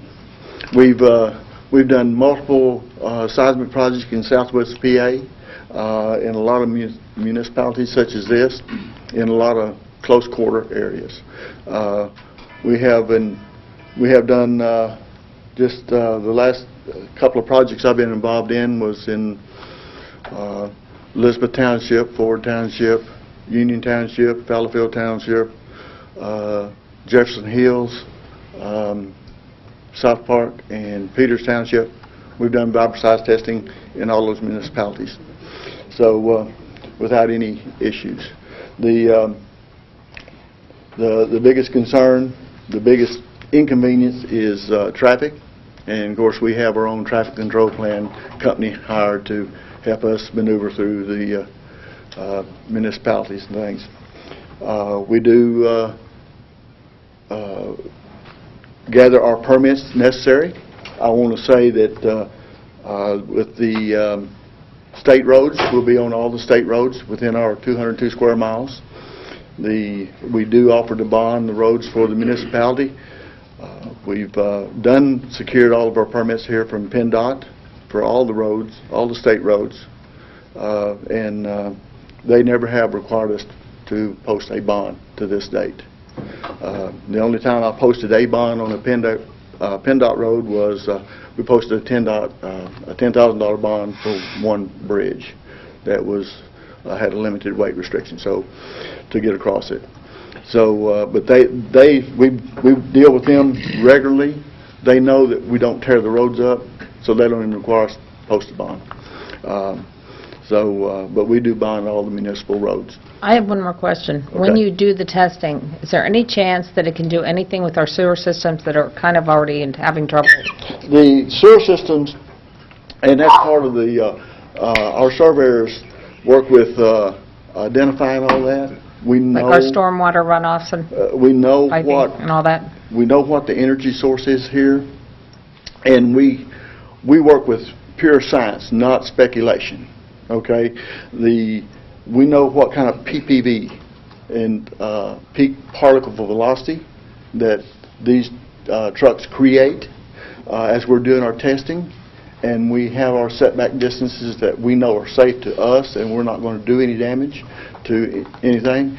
And so we limit our peak particle velocity to for homes and such as that, water wells and that sort of stuff. So this is our primary source of energy because there's more roads out here than there are places to put shot holes. Now, the answer to your question about explosives, the first thing we do is, yes, we do use some explosives. I'm listening. But the first thing we do is, when a landowner gives us permission to be on his property. Go ahead. When a landowner gives us permission to be on his property, the first thing we will do is our surveyors will meet with him. Let's say he's got a larger tract of land, 40 acres, 50 acres, maybe 100 acres. And we go out there and meet with him, and we go out and GPS his house, his water well, or whatever has a concrete foundation on that property, and then we bring that information back into our mapping, and we put a buffer on our map on that structure or that water well or whatever. And the buffer we're using is 325 foot. And so that sets the precedent of where a shot hole could be put on that property. So the shot holes will be put anywhere on that property outside of those 325 foot buffers. So if you had a 20-acre piece of property and your house was set in the middle, but you had a neighbor over here and a neighbor over here, even 20 acres might not be big enough for us to put a shot hole on the time we buffer this house, this water well, this water well. And so we eliminate where we can't go. So our source of energy for the rural area is a charge. We drill a 30-foot deep hole, 3 inches in diameter, and we place a 3.3-pound charge in that hole, backfill it immediately, and set it for a later detonation time. Now, with that being said, we are heavily regulated by the DEP. Okay, we already have our DEP blasting activities permit in place for that's 202 square miles. So we've already jumped through all those hoops, and so we're heavily regulated by that. I've got a question for you. Okay. Let's just say you do all your due diligence, but you still create some damage on, say, a homeowner's property. Are you responsible? Absolutely. You answered my question. Absolutely. Better yet, without a doubt. an adjacent property owner, not the property owner that has given you permission, but an adjacent, any property owner, you're... Yes. Okay. If it is caused from our seismic operations, absolutely. We're responsible. Well, you're not going to be able to do a residential street at all then with one of these shots because the houses are too close. So it's not going to happen in a neighborhood, correct?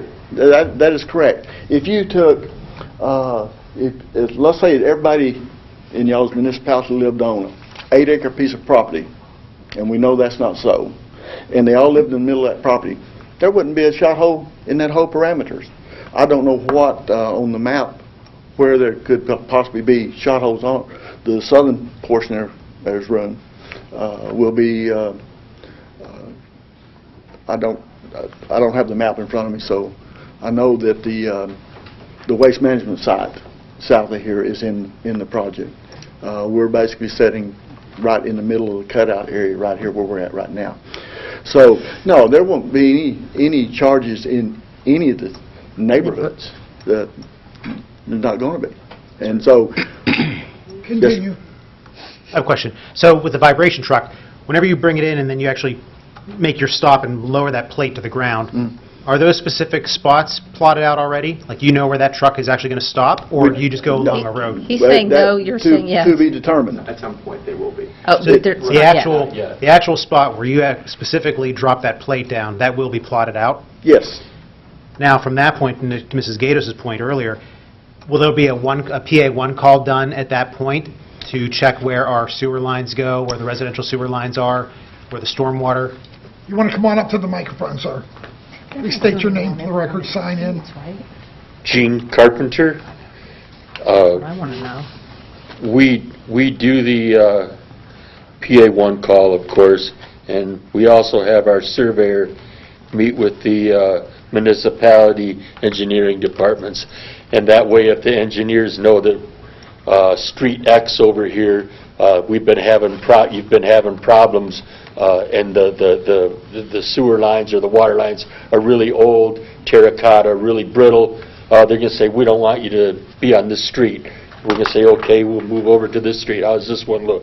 No, not that one either. Well, what if we go this way? Yeah, that's a good area to do it in. So we adjust our activity to all of the municipalities, where they allow us to work. We don't just come in and go everywhere. So the water authority we brought in to the mix with this. Okay. Yes, sir. Because the vast majority of the sewage from our home is terracotta that goes to our main line, the overwhelming majority in Monroeville. And actually, people have noticed when houses sell now, a lot of people's yards are being dug up because there's cracks in these terracotta lines that run from your house to our main line, Monroeville Water Authority's main line. And if there's any kind of crack whatsoever, they have to repair this. So that's why, Monroeville residents, you've seen a lot of like sewage companies coming in and they're digging up people's yards when they do make a sell. So the overwhelming majority of our sewage lines are terracotta, and that's why I was just curious about the PA1 call in relation to that. So, but you're saying that the water authority be contacted, and that will be all be mapped out. We go to great lengths determining where we're not going to do any damage. Now, this whole list is 4 pages of streets names we were given. Is this the potential streets or that you're going to... Those are every street within our mapped boundary of our project. Doesn't mean it's going to be done on every one of these. That These is- are just potential That is in your correct. map. Okay. And the reason for that is because Street X there might be a situation that we want to avoid. I see And we some you want want to to jump over avoid. to another street. Okay. And so, yes, but That's why I asked, because I looked at some of the streets and thought, that's a list of all the streets. Okay. that's been- and so I have a that- question, sir. Yes, sir. First question is, let's say you come to me and you say, I'd like to do this on your property, and I say, well, I'm sorry, I don't want this done. So now what happens? Well, we would have a piece of paper set up as we call it a permit. It's a permission request to come onto your property to plant, usually if it's a small piece of property, it's to plant one of these nodes, or if it's a larger piece of property, it's to all-inclusive. And if you tell us no, then we go to the next neighbor. You get down the road. Yes, sir. Okay. How do you contact me to get permission? That's a good question. The way we contact you is we might drop something in the mail to you, and if you're like most people in this area, you won't respond to that. And we'll, I'm just being honest. Yeah, No, I get it. It's I true. get it. I'm being honest. Very good, I like that. Yeah. Well, that's the only thing I know is honesty. Yeah. And the second thing we're going to do is we're going to try to find a phone number for you, and we're not going to be successful at that because everybody's got a cell phone now, and you can't get a cell phone number. And Lord help us if we do your email address. There's no way to get that. So we're going to knock on your door. Okay, good. That is the way we're going to get in touch with you. I think that's a good procedure. Now, my next question is, you said the charge is normally £3 charge? 3.3 pound. Okay. Now, in the local neighborhoods, you won't be using the charge? No, Is sir. that correct? That is correct. Right, okay. I just want to get that out in the open. Now, how much I'm going to say damage for lack of a better term, there's a 3.3 charge due when you're out in a more larger area, that you would use the 3.3 charge. Well, the charge is designed, the way the charge is designed to go down. Right. Energy that comes up doesn't do us any good. So the charge, the way it is designed and the capsule is in, is designed to go Does down. it fire projectile not No. into the ground? No, sir. Okay. It's, and Gene could probably, he's probably loaded more holes in here than anybody as far as the charges. Me, I've never done one. But it's all designed for the energy to go down. It's, once they drill the hole, it's loaded immediately. And the way it's shaped, and it's got a, what's it called? Conical? To keep it from trying to come back up. And we also use crushed stone on top of that charge to put the weight on the charge. So it's like you would do a normal dynamite practice. And I know some of y'all are probably familiar with the mining operations and stuff. The size of the charge that we use here is minuscule compared to any charges they would use in the mining operations. Well, it depends on who is reading the charge. You say minuscule, somebody might say it's a big charge. Yeah. I understand that. Yeah. Now, so what you do is you drill a hole. Yes, sir. Okay. And you put the charge in the hole.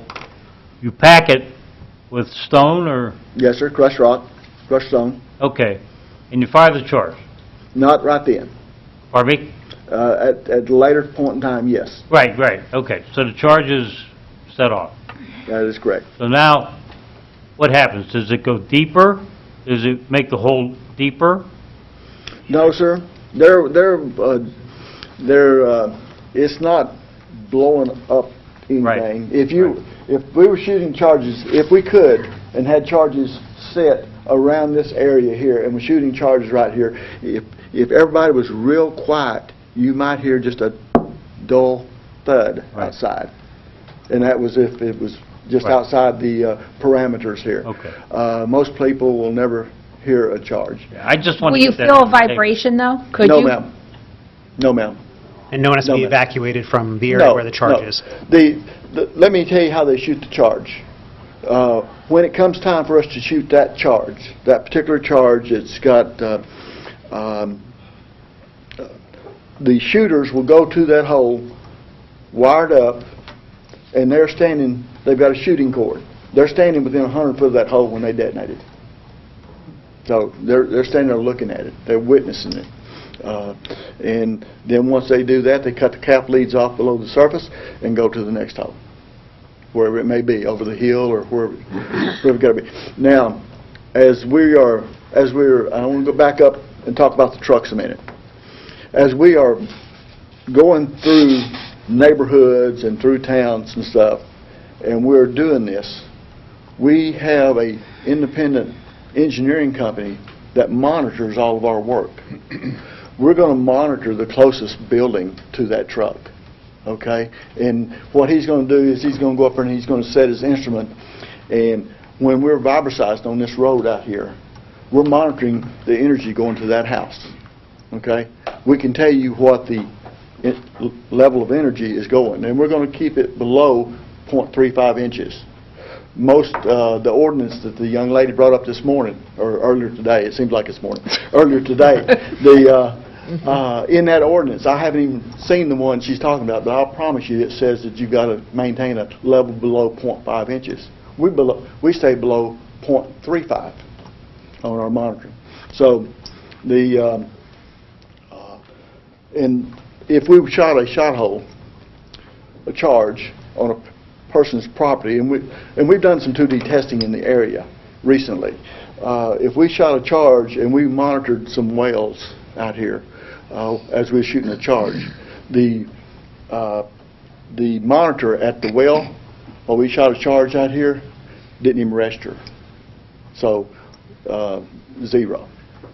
I got one question. I've been listening. the charge, the hole, down in there, yada, yada, yada. What knowledge do you gain when you blow it up? What do you get from it? What it does, these little instruments, these little devices here that I held up earlier, when we stop at point A here and we vibricize that for 12 seconds 4 times, what it does is it sends sound waves into the ground. And the sound waves go down and reflect off of different rock formations. And they're captured in these instruments. I can say this is like the pixels in your TV. The more pixels you have, the better your image. So this one over here is GPSed at such and such location, and we're vibricizing at a GPS location. And this next one is at another GPS location, and so on and so forth. So there'll be about 4,000 of these things capturing that same sound wave from all different round. So, and then they put this in a supercomputer and crunch it out, and they can make a 3D image of the subsurface. They could take and cube any section of that mapping and pull it out and look at it from every angle. What this allows them to do is to use this data in the future for drilling smarter wells, more productive wells. And that's the bottom line. Sir, So, yes, sir. one more question. Okay, let's say I choose not to have you come to my property and measure my property. Yes, sir. Okay, and you go to my next door neighbor's property, and he says, yeah, go ahead, okay?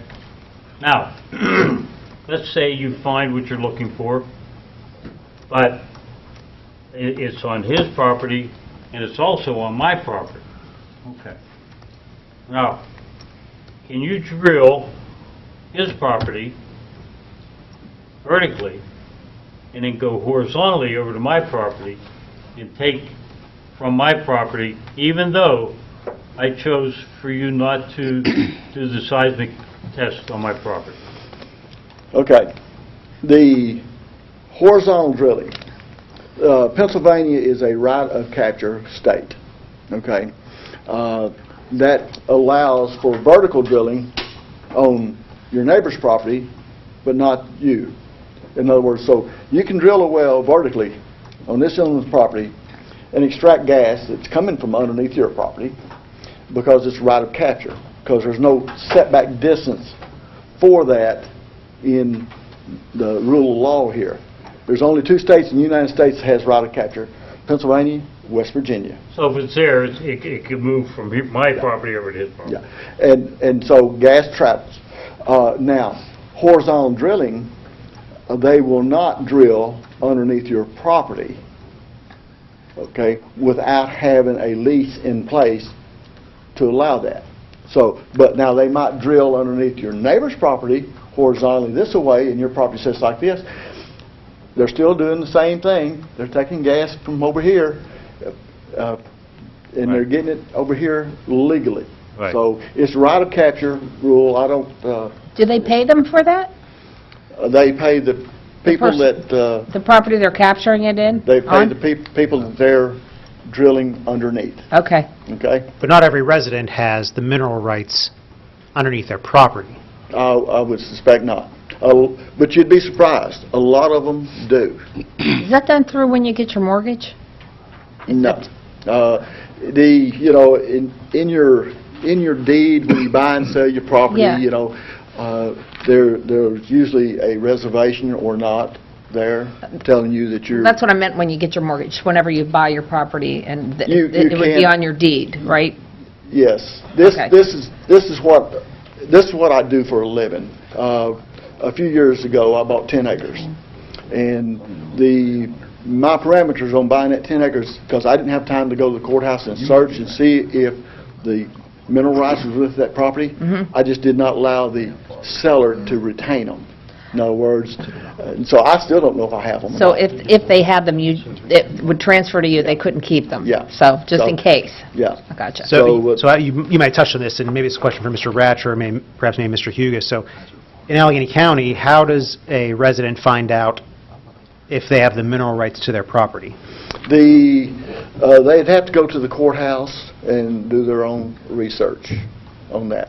You can, it's public record. Sure, what department, where would that be, Mr. Ritter? That's at the Recorder of Deeds. Yeah. And you have to do a mineral search, which quite frankly, you have to hire somebody to do that. Yes. You You just punch in your address and it'll be there? No. You have to go back, in this area here, you might have to go back to deeds in the 1800s to determine if you have them or not. Well, you're going to do that if you want to do someone's property, though. If You're going to know ahead of time if you're going to be paying out or not, correct? That is You guys are correct. already doing That's what I thought. Yeah. Okay. So, Any other questions for this gentleman? Thank you very much. Very informational, thank you. Thanks, Doug. Thank you. All right, ladies and gentlemen, now we're going to go to our regular business meeting, and we're going to call the meeting to order. So, Sharon, would you do a roll call, please? This is the work session or the regular meeting? business meeting. The regular business meeting. Would you do roll call, please? Sure. Mayor Arcinigo? Here. Mrs. Gatos? Here. Mr. Griesbach? Dr. Griesbach, sorry. I'm here, either way. Mr. Harvey? Here. Mr. John? Here. Mr. Cleary? Yep. Mr. Duncan? Here. Mr. Wilson? Here. Mr. Little? Here. Mr. Ratcher? Here. Ms. Rock? Here. Mr. Hugus? Here. Mr. Sedlak? Here. Mr. Weldon? Here. Mr. Meyer? Here. Okay, before we get started, I do want to read on an executive session announcement. Council conducted an executive session for personnel and litigation reasons prior to tonight's Citizens Night meeting beginning at 5:30 p.m. until 6 p.m. Council legislative action, if any, shall be taken at tonight's council meeting. So right now, ladies and gentlemen, I'm going to open up for public comment on the proposed agenda items only. Seeing none, we'll close that portion of the meeting, and we have a presentation by Elaine Kramer, Jim Pashik, our joint comp plan update. If you would, sir, please. Please sign in and state your name for the record. Absolutely. Thank you so much. Jim Pashkett, okay, thanks.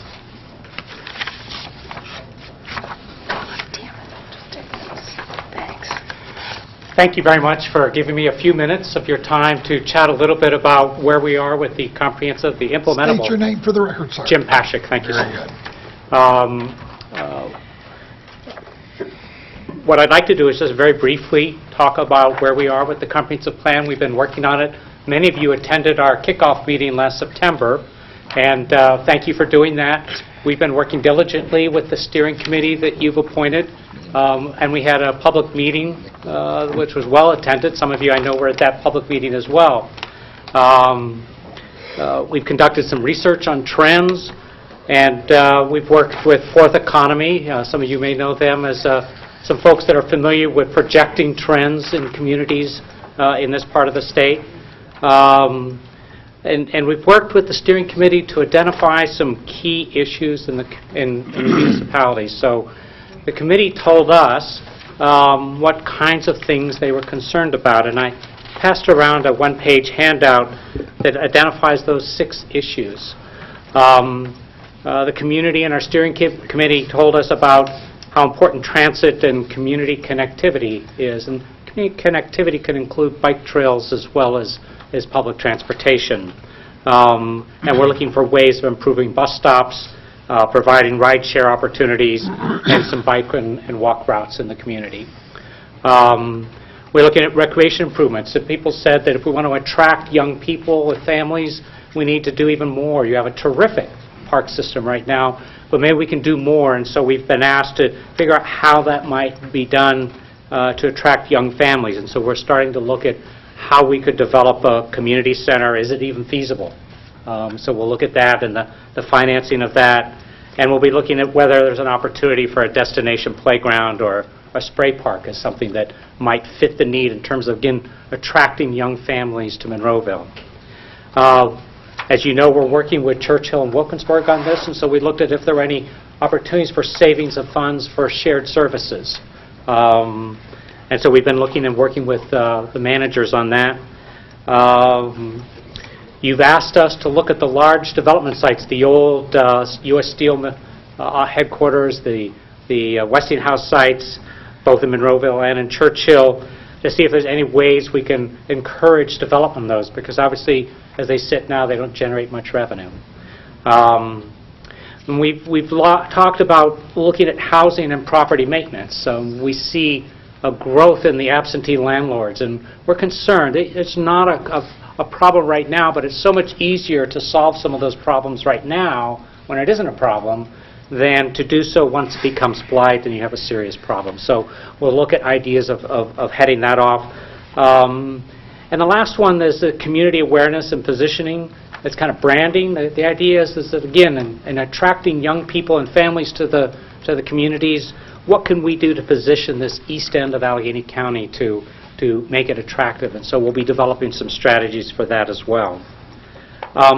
As we've been doing this plan, we've looked at some trends. Some of them are a little troubling, and I'm sure you know all about these trends, so this is not anything that I'm going to surprise you with.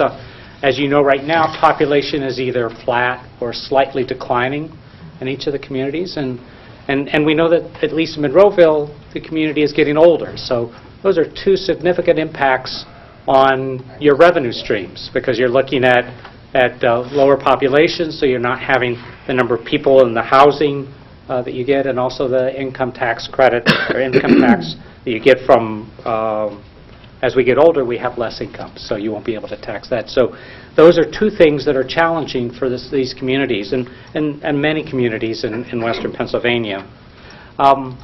Interestingly enough, the whole retail sector now is transforming into an internet-based sales, is really affecting malls and affecting the way retail is done right now, and you know that well as you go out to the mall and see how we are losing some national chains out there. So we're trying to figure out how that affects this, but it can certainly affect your revenue side as you move forward. And we're learning in interviews that there are few companies in the United States that are looking to build huge campus-like office parks. There just aren't very many of those that are doing that right now. We're hearing about call centers and some other things, but you have to think about transit and the ability to get people that go there 24 hours a day to be able to get to the sites. And so we're working with economic development specialists to figure out how we can best develop those sites that we have here. Those are challenges that we have in this area. So we're proceeding with developing more specific recommendations, and with our steering committee, we'll be meeting in a few weeks with them to continue to talk about. They've been a great resource for us. And we hope to come back to you in 3 or 4 months to start to test some of these recommendations and see what you think. See if you think that we're on the right track or not. We'll have, after that, a public meeting to test it with the community as a whole, and then we'll start to wind down on the process. So I wanted to not take much time, but I would welcome any questions or comments you might have about the planning process. I put him to sleep now. I just have a comment, and the Yes, bottom Mayor. line is that I think one of the biggest issues we have in the east is the transit issue. Transportation was one of the biggest reasons why we lost Westinghouse from here to the airport. And I'm not sure how we can address that. Hopefully the Mon Fayette Express, I hope, comes in my lifetime. I have doubts, but you know, that would be a big help. The shared services, have you dug much into that? Because I do know that the state and the county are kind of pushing that. But again, when you look at just even out in the east, I don't know how many are willing to. I really don't want to share too many of the services, because all that does is listen for Monroeville. And I'm looking out for Monroeville as a mayor. You know, I mean, and if anybody's not from Monroeville, I apologize, but I have to look out for my town. And, you know, I just worry that, you know, is there going to be incentives from the state? Do you know that? Are there going to be incentives from the county to even consider any shared services? Well, as you accurately point out, the state and the county do promote that. Whether their promotion includes dollars is a little challenging. I've not heard of any, to be honest with you. And so, and we have explored it to some degree. Some of the kind of low-hanging fruit is maybe there's a way to take the Parks and Recreation Department that you That, I have, think, is a good area. and maybe Churchill and Wilkins can fund an additional staff person in the Monroeville Department that would then help them run special programs in their communities and their facilities. It seems like something that might work and that the managers have asked us to explore in more detail to figure out it is. You're right, on a lot of the others, police, public works, there's some real challenges to that, and so we're trying to sort that out. And you know that. Yeah. I certainly do, and I'm sure even our residents sitting here would agree with that. Yes, yes, well said. Thank you. Any questions? Not just comment, I mean, I've been working with this committee, and Jimmy and Elaine have been great the whole time. It's been great working with our neighbors in Wilkins and Churchill throughout all this. It's gone a little bit better than I thought it'd be. I thought there'd be a little more arguing and fighting. I mean, the shared services definitely was a lengthy discussion we had for a while, and there definitely are challenges. But I think they're heading down the right track as far as the things that they're going to recommend, and then we'll all talk about it. Thank you. Thank Great. you. Thank you very much. Thanks, Jim. Okay, folks, looking at our approval of our minutes of the Citizens Night meeting of June 8th, 2017, the council work session of June 8th, 2017, and the regular council meeting of June 13th, 2017. Any additions or corrections? Seeing none, roll call, Sharon, please. No one, Motion. Motion. Oh, I'm sorry, I do. we need a motion. Yeah, Motion to approve. Motion to second. Yeah, boy, I'm still in the work session. Second. Roll call, Sharon, please. Mrs. Gatos? Aye. Dr. Griesach? Aye. Mr. Harvey? Aye. Mr. Johns? Aye. Mr. Clary? Aye. Mr. Duncan? Aye. Mr. Wilson? Aye. I'm moving over approval of reports of our tax collections. Any additions or corrections, council? Seeing none, motion on the floor. So moved. Second. Roll call, Sharon, please. Mr. Wilson? Aye.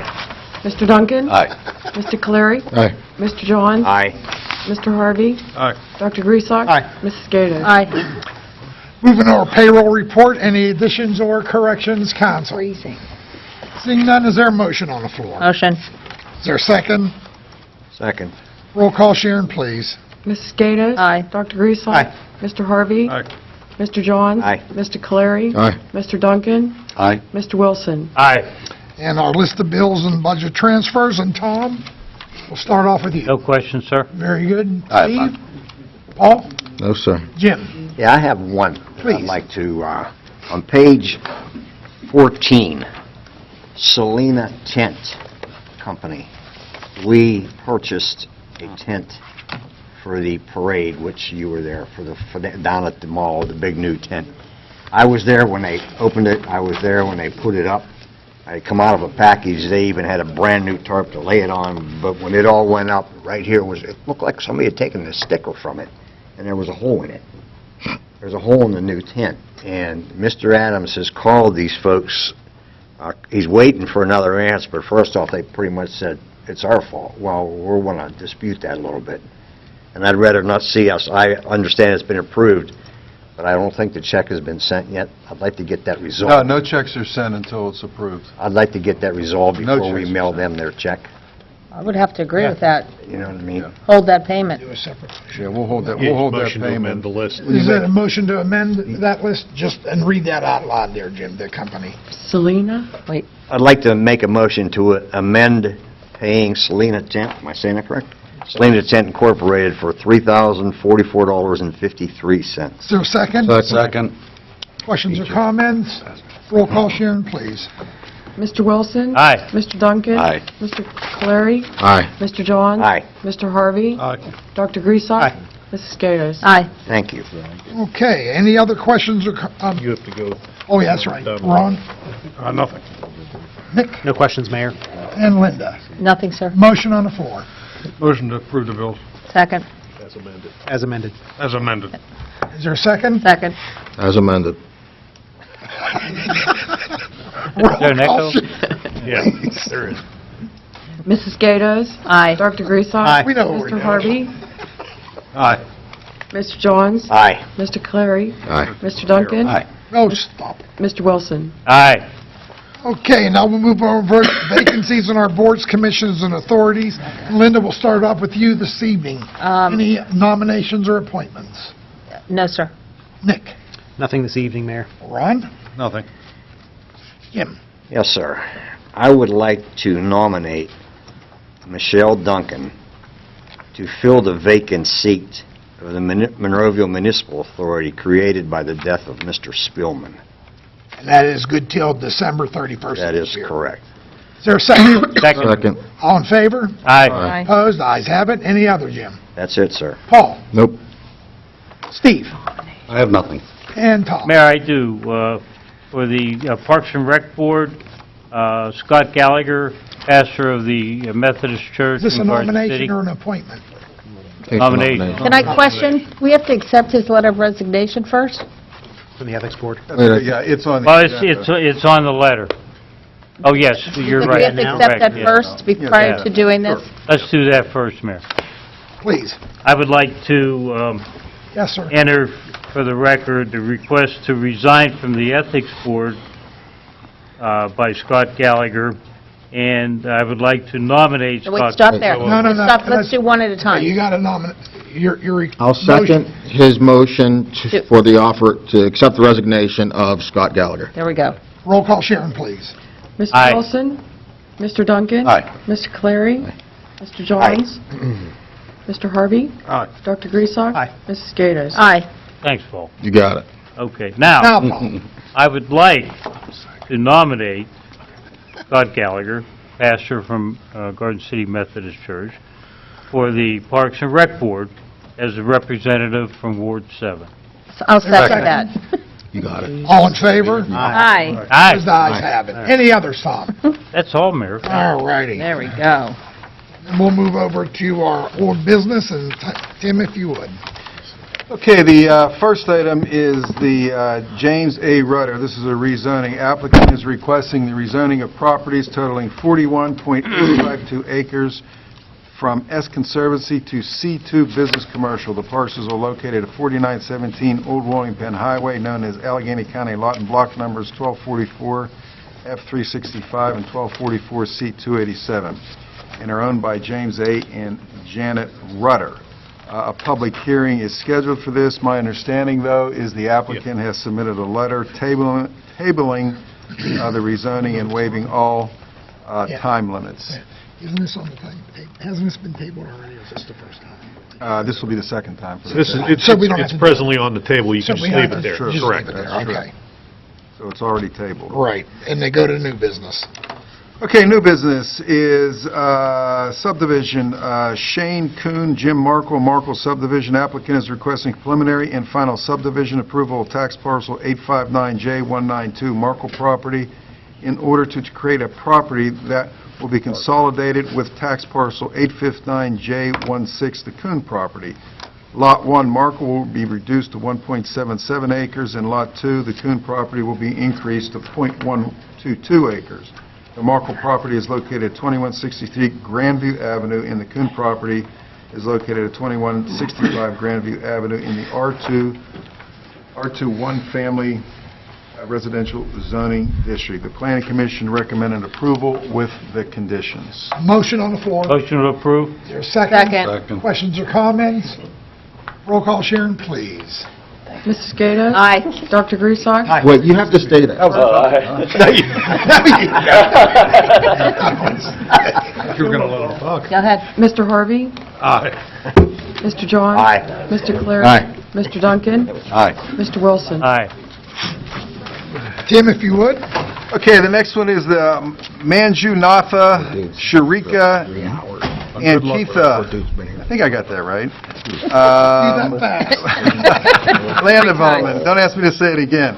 Applicant is, I think I have to down below. Applicant is requesting preliminary and final subdivision approval of tax parcel 743J67, 743K72, 743K270, and 743K274 to create one parcel labeling Lot 1 with a total acreage of .941 acres. The properties are located 3835, 3837, 3839 Northern Pike, and 2004 Monroe Street in the C2 Business Commercial District. The Planning Commission recommends approval with conditions. What were the conditions, sir? Would you like to state your name for the record? You did sign in? Sure, I did. If you'll just give us a brief rundown on what... My name is Robert McCollum. I'm the engineer with Red Swing Group. The subdivision as well as the land development application following that are for a retail commercial plaza. Got the renderings from the architect available as well as site plan for the project as well. We're proposing 85, roughly 8,600 square foot building with associated parking. It's going to be just general retail. This is right, it's right across the street. Yes. It is, yep. Is that lot where there currently is a massage parlor? Yes. The landmark here is Tokyo Massage. So we're going to lose, we're going to lose that? Yes. So, Hallelujah. Yay. Mayor, I have a question. I'm sorry. Mayor, Sir. I have a question. Can we go back, Joe, to the current property that's there? Show me some of the photographs, please. I don't know that he has any. You have photographs? He did. I don't He has have- photographs. Joe had them. There was one up. There was one. There they are. Oh, here we go. Okay, That's where the old hardware store used to be. Wait a minute, hold on. Fix the place. Is there another photograph, Appliance Joe, store. there, please? They were the hardware store. Okay, that property, I believe, is a historical property. That's not the one. That was a stagecoach stop That's the next one over. The That's Back the in next the one. I thought the blue one. 1800s, 17 or 1800s. I don't know what that means, that it is a historical property. Tom, I believe it's the property next Next door to that one. Yeah. Okay? That is the Which, landmark. show me that, no, not Not that. that one, the blue No. one. The blue one, Joe. That one. That That one. property, I'm That is- sorry, yes, yes. That's not getting touched though, right? No, that one, Yeah. that one is in the heart Yes. of the property. It's pretty Isn't much that dead the center front in this, Yeah. the middle of the That is, property. that's where the massage parlor is now. Yes. But it is, I think Tom's right that that's designated It's a as a historical property. landmark. I don't know if it's designated by... It was a Isn't- stagecoach By who? stop Can we all let- and a hotel along the way on Northern Pike. There's a hotel along the way right now. So, I don't know, what's that? Nothing. Should be 30. Bob, you're going to say something. No, the question I was going to ask is, obviously, if it goes back to those days, it's historic. But is there any official designation? Well, that I don't know, but I think we need to investigate. Paul, would you know that? The Historical Society sent us an email after the Planning Commission meeting and said it is not a historical landmark. Okay. Thank you. Problem solved. Okay, See, thank that- you. That was Continue. good, thank you. The municipality has requested that we submit the property to Pennsylvania Museum and Historic Commission. We have done so just for their review. And we got the answer then. Yeah. Oh, we could have cut to the chase. Has Pennsylvania responded? They have not responded Oh, yet. okay. We have just submitted to them, but there's no identification that it is a historic Okay, landmark so you of expect any to sort. get something back saying that in fact it is not historic? Correct. Just as the locals Correct. said. Well, let's ask this a question then. When they receive the information from the state, if the state designates it a historical property, what happens then? Well, they're going to have to do some further review then, based on what the state tells us about the I don't believe there's any designation one way or the other. Right, right. There If- was no identification in any of the deed documents Right. that identified Could we it as a table this? landmark. Well, can we approve it with the condition that the state... I think we can, Okay, if what do you're you inclined to recommend? approve it, I think you can approve it with the condition that if they would get a positive response from the state, then obviously they'd have to come back in. Motion to approve. Second. Second, With With the that condition that if this does come back from the state as a historical landmark, we review. You'll have to come back. And we would submit. And we obviously would not issue any permits until such time as you get back to us with the answer Information from the state. Well, I have a question. I don't know if it's proper to ask a question for council. I mean, if this comes back as a historical building, are we going to leave it as a massage parlor? I mean... I would hope not. I'm not Then sure what do we what- do? So I'm not sure. So now, what are the options then, Bob? Well, I think the options are whether or not anybody wants to have it designated as a historical building, and I'm getting the impression that that's not going to be the That's not the case. case. Okay, Yeah. okay. I wouldn't even work. Okay, I'm not... Okay, so we have a second and a... moving on. Motion and a second, but with the condition that the state gives you a clean bill of health, we're good to go. Sure. No. And if they give you that it is a historical site, You can you'll have to still come take back to Well, us. yeah. And no permits would be issued until such time as we get the information I'm from not the agreeing state. to that. Understood. Everybody okay? No, Wait. I'm not. I need clarification, Mayor. Is this just for the subdivision that we're making a motion on? It's on this, yes. the We're item Pike number Market. 2 and 3. The It's first one. subdivision and then Yeah, land development. both two and Okay. three. What's your issue? Let them together? I don't feel that they should have to wait on the state. I agree with you. Because you have a massage parlor in I there agree. now. Right. So I don't believe that, I don't think there should be a the historical Monroeville condition. Historical Society has I agree. already told us that it's not. not. Mark It should is be. one. Why should we make them wait on the state to come back to us when we're allowing a massage parlor I in agree there? 100%. So I'm saying no to that. How long do Can you Can I expect? rescind my motion? You should. All right, done. Now you're on my better I side. rescind my I rescind my How second. long do you expect the response from the state to take? We just It's gonna take it away. unclear that we would expect it within 30 days. I believe they may We're gonna have take the 45 to condition away, 60 is if I'm days to understanding. respond. When do you plan to start construction? If it's approved tonight?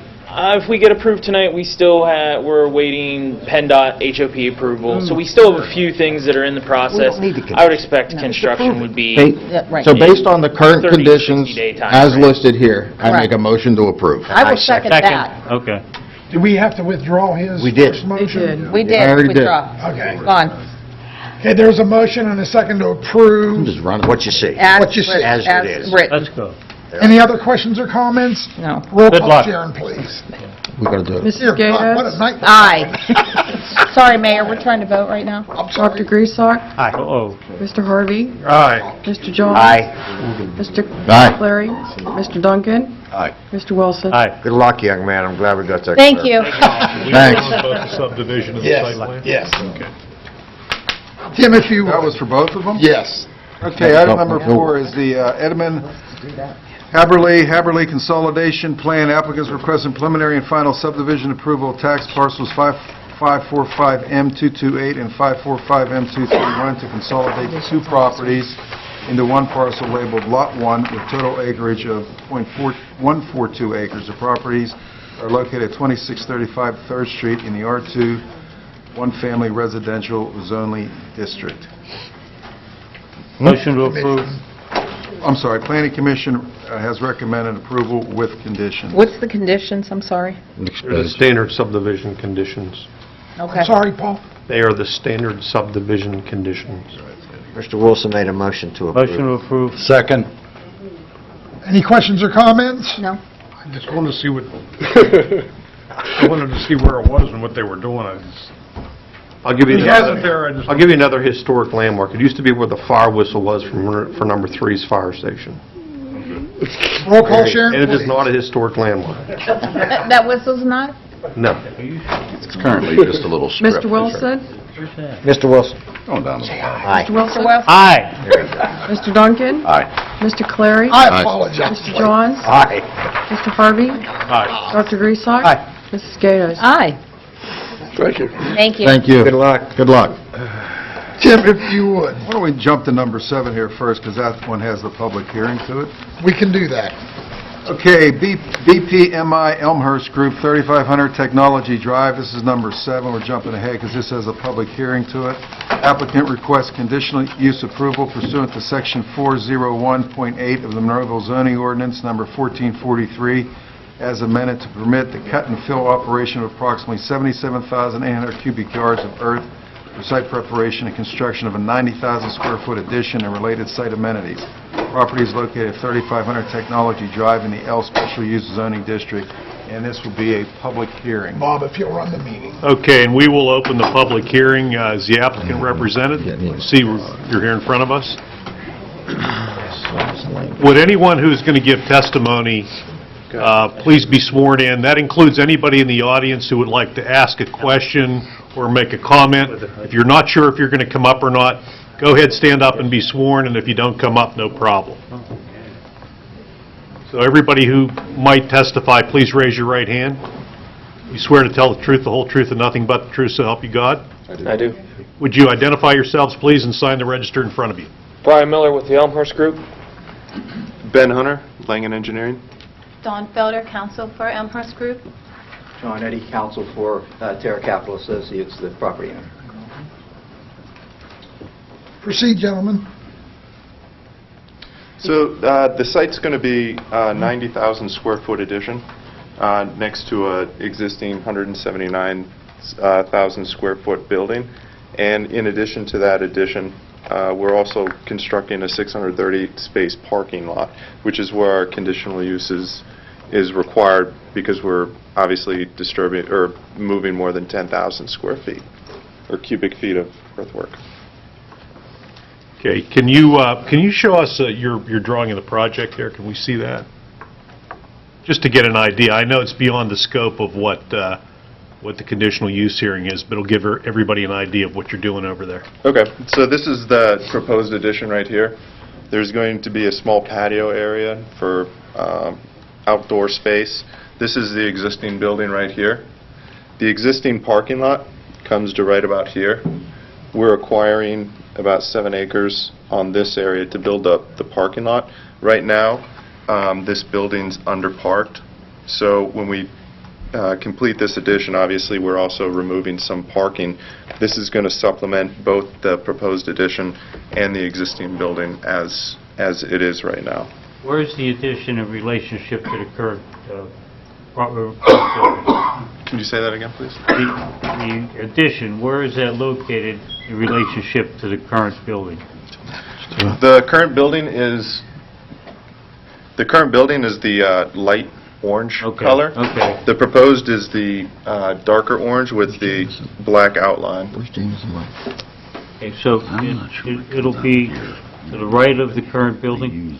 Correct. Okay. It'll be just south of the building. Oh, south, okay. Correct. Okay. Is all the earth movement for the parking area? Yeah, that's... Most of it's for the parking area. This is a low spot in the site for the proposed building, so some of the earth moving for the proposed parking lot will be used to kind of build the proposed addition up a little bit. So it won't even leave the premises? There is some that's going to be leaving. Between around 15,000 cubic yards may leave the site unless we can find an area to get rid of it on site. But there will be some that, it's an export site. There's some additional acreage behind that property now, so I don't know if you could... We're looking at different options on how we can How are you going to move it off that property? Like, what road are you going to use? We would use Tech Drive, You would use it? not Jameson. Right, Tech one. So there was also, and I don't remember when, there was talk about having an entrance coming off Stroshine. Is that still... Yes, there's still a proposal out there. It's currently not part of our project through Elmhurst, but we do support it. And it is a rear entrance that comes from behind the parking lot here. Well, prior to... That used to be the rear entrance to U.S. Steel Research. Correct. And I'm all for the growth of anything commercial in our area, but Jameson Lane gets crushed with traffic. How do we get Stroshine built into this? Well, there's one little piece of tidbit, and I apologize because I left my office today and I left a letter there. There is a letter that I can make available to everybody that comes from the state of Pennsylvania indicating that the funds to build the access road are available. I think it's $6 million. That is correct. Allegheny County would actually build the road. It's going to be their show. So the road is going to happen. Oh. I think what we want from you gentlemen is a commitment that to the extent that the money's there and the road gets built, that you will in fact use that means of access for your primary means of access. Correct. You'll get off of Jameson Lane and use that Is there any way we can instead. block Jameson from, is there any way, I mean, those residents are so upset by the traffic now. I don't think we The gate, necessarily I- even need to block it. I mean, that'll just mitigate a lot of traffic. Yeah, in and the of itself. the intention of everybody involved, and you're confirming that, is the intention of everybody involved is to make that new road the primary road, Right. to get that traffic off of Jamison Lane. Right. Okay, the first step was Tech 1. That occurred some time ago, and that would be the Yeah. second step in alleviating this. Right. I understand. To So that bring way you people would down. have 3 exits then, right? Technically, yes, there'd be 3 exits. There'd be Right. the original Jamison, Right, Tech 1, right. and then the new Phase 2 roadway. Right. And I apologize if this was discussed, but this actually happened before How this much, council was here. how much of the traffic Right. today I was here. comes Well, of out course you were. at the Tech 1 main entrance behind the post office? How much of that traffic? I'm being told that it's roughly 70/30, and we have conducted a So traffic study. 30% there, 70 on the other? No, 70 on Tech. 70 on Tech, And 30 on on... Oh, Tech. okay. That's great. I mean, what I'm being told is that the red light on Tech is much friendlier, per se, to use than Right, the right. red light on Well, it's Jamison. more access. That makes So sense. it cycles quicker and whatnot, Yeah. so. And when the Good job. road goes in, the You're new right. road goes into Stroshine, that would eliminate Jamison altogether, more than likely. I mean, most people who use Jamison use it to get down into the valley below. Right. So through the Turtle Creek Valley and the expressway down through there. Well, they Folks can own- run down to Pitcairn and pick it up too. You folks own the property, or are you buying it? Purchasing it. You're buying, purchasing it? Darren, do you want to comment on what these gentlemen have said about the traffic? Yeah, to reiterate, we did require a traffic study, and they looked at probably the worst-case conservative approach, as if all the existing unoccupied buildings were occupied and full occupancy of their building without the new access, and the intersections were able to handle the additional capacity. Well, let's just say hypothetically, if the new access didn't have, which it's going to happen, well, so forget about the hypothetical, it will happen. I mean, how much, with the new access, I mean, do you have in your calculations a percentage of what's going to alleviate off of Jamison, or? We didn't really project that because it was not a sure factor, so we kind of... Well, I think the intent is to close Jamison when the new access is available.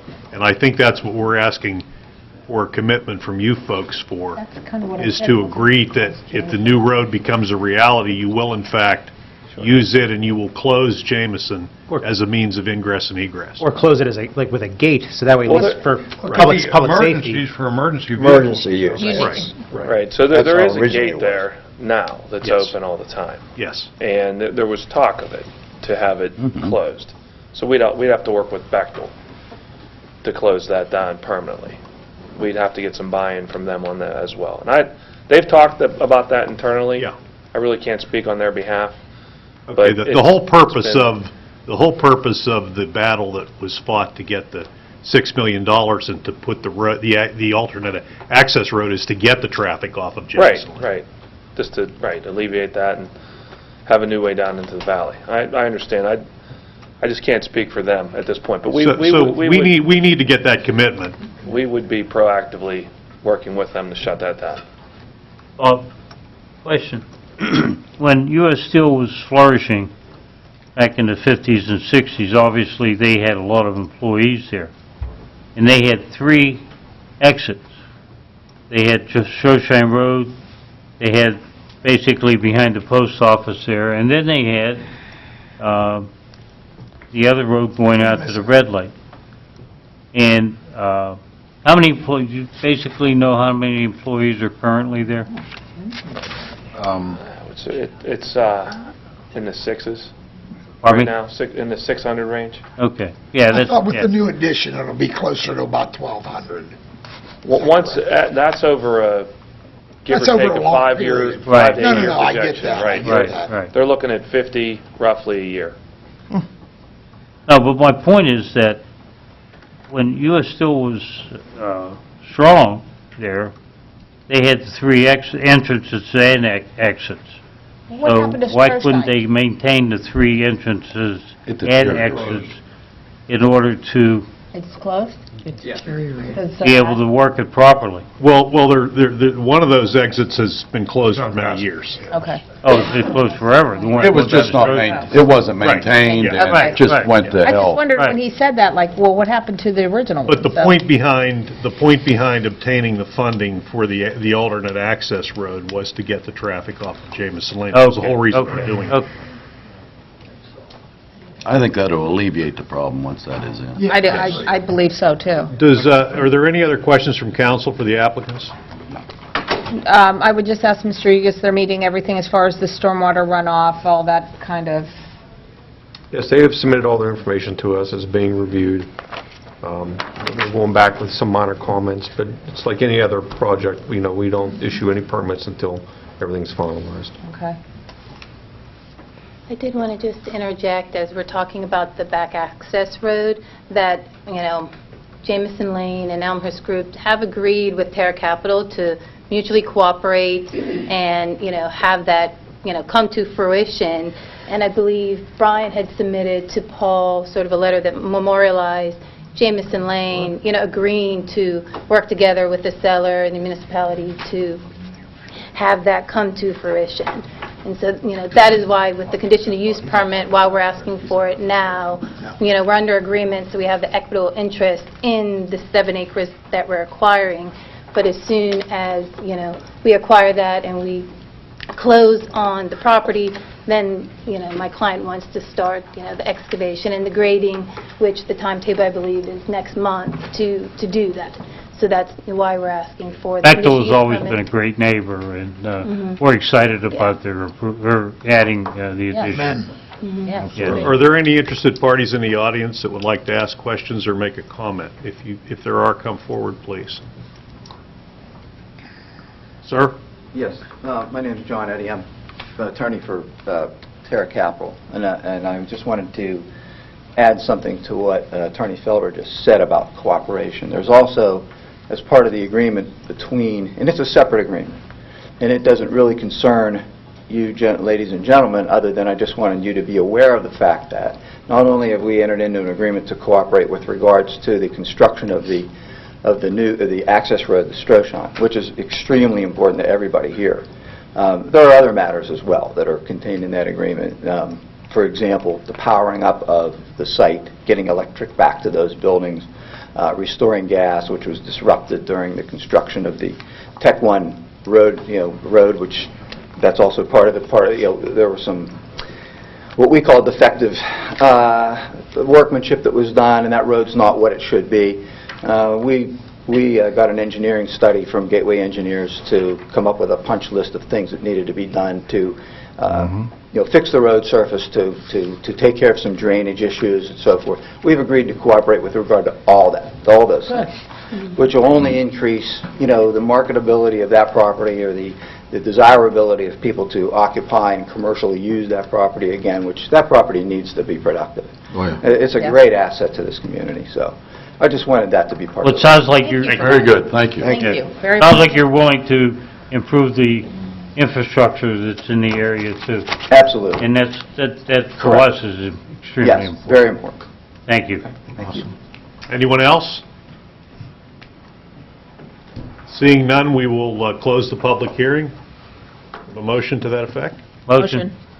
Second. Roll call, Sharon, please. Mr. Wilson? Aye. Mr. Duncan? Aye. Mr. Clary? Aye. Mr. Johns? Aye. Mr. Harvey? Aye. Dr. Griesach? Aye. Mrs. Gatos? Aye. Okay, Tim, if you go back to the first one. Yeah, we did. Okay, on the same development, the first one, this is for the land development, same DPMI Elmhurst Group. Applicant is requesting site plan approval to construct 90,000 square foot office building addition and associated site amenities. The property is located at 3500 Technology Drive in the L Special Use Zoning District. Planning Commission recommends approval with conditions. Motion to approve. Second. Questions or comments? Roll call, Sharon, please. Mrs. Gatos? Aye. Dr. Griesach? Aye. Mr. Harvey? Aye. Mr. Johns? Aye. Mr. Clary? Aye. Mr. Duncan? Aye. Mr. Wilson? Aye. Tim, if you would. Okay, item number 1 under motions, we have already taken action on. No, wait, Number 7. no, number 5. No, we already did number 7. Did you do That number was a 5? public hearing. Tim, We did you do did- number it's- 5? What about, Or did you just do number 6? Well, we jumped to number 7. Right, but then, did you just do number 6 and That now we was have to what we do did, number just 5? did. so now we should go We to need to do 7. 5. For the print, for the Yeah, do number All 5. right. subdivision. We need to do number 5. Jeez. Who's on first? Oh, okay, I'm sorry. I didn't know there was 2 there. My fault. BPMI Elmhurst Group, number 5, applicant is requesting preliminary and final subdivision approval of tax parcel 744F200 in order to create parcel B consisting of 6.7569 acres, which is to be consolidated with tax parcel 744J386. Parcel 744F200 will be reduced to 105.1143 acres, and parcel 744J386 will be increased to 23.2457 acres and renamed Parcel C. The properties are located at 3500 Technology Drive in the L Special Use Zoning District, and the Planning Commission recommends approval with conditions. Motion approved. Second. Second. Questions or comments? Roll call, Sharon, please. Aye. Wilson. Mr. Duncan. Aye. Mr. Clary. Aye. Mr. John. Aye. Mr. Harvey. Aye. Dr. Griesbach. Aye. Mrs. Gatos. Aye, and good luck, gentlemen. Thank you. Good luck, guys. Thank you. Thank you, council. Looking forward Oh, to it. Appreciate it. Make a motion on that? Wait a while, folks. We have to do a motion on 17 to, What? Oh, yeah, we just closed. We just closed the We public already hearing. did that. We didn't actually Right, we have approve. to make a Right, you have to motion. act now on Now we have to conditional. act Is on there a that motion one. on the floor? Motion. Second. Roll call, Sharon, please. Mrs. Gatos. Aye. Dr. Griesbach. Sorry, we're running Mr. out. Harvey. That's all right. Can't hear because of the mayor. Mr. Harvey. Aye. Mr. John. Aye. Mr. Clary. Aye. Mr. Duncan. Aye. Mr. Wilson. Aye, instant replay. Now we can... Now, good luck, Thank- guys. Good luck. Thank you. That was Dear good. God. Thank you. It's a long night. Appreciate it. Okay, good show. Motions, please. Okay, we have already that. taken action on motion That is number correct. 1. Okay. Resolution. All right, resolution. Number 1, a resolution approving the disposition of records as set forth in the Municipal Records Manual. This is a housekeeping item we do every year for mostly financial items that can be disposed of. Motion on the floor. Motion to approve. Is there a second? Second. Questions or comments? Roll call, Sharon, please. Mr. Wilson. Aye. Mr. Duncan. Aye. Mr. Clary. Aye. Mr. John. Aye. Mr. Harvey. Aye. Dr. Griesbach. Aye. Mrs. Gatos. Aye. Okay, second resolution is a resolution authorizing to enter into a Keystone Grant Agreement with the Pennsylvania Department of Education relative to the Monroeville Public Library project, which is installing the elevator, which they have raised additional funds for, and the grant is for $100,000, and this will not cost the municipality anything directly. This is Motion on the floor. Motion to approve. Is there a second? Roll call, questions or comments? Roll call, Sharon, please. Mr. Wilson. Aye. Mr. Duncan. Aye. Mr. Clary. Aye. Mr. John. Aye. Mr. Harvey. Aye. Dr. Griesbach. Aye. Mrs. Gatos. Aye.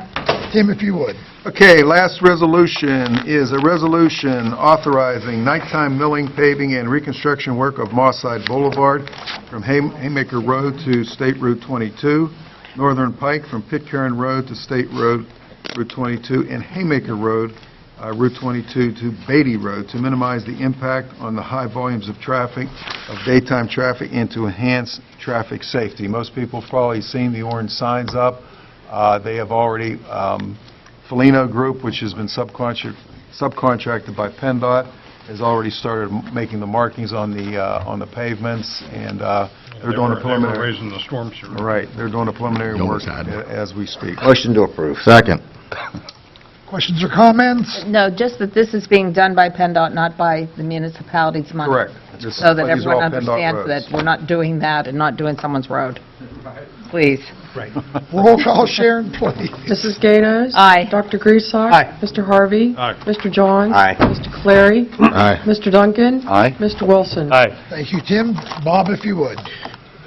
One ordinance tonight, an ordinance of the Municipality of Monroeville, Allegheny County, Pennsylvania, adopting proposed amendments to the Home Rule Charter and authorizing the submission of such amendments to the Allegheny County Department of Elections for placement on the ballot of the November 7, 2017 general election and subsequent elections as determined by the Department of Elections. And this matter is currently on the table, so to the extent the council wants to act on it tonight, you're first going to have to make a motion to take it off the table.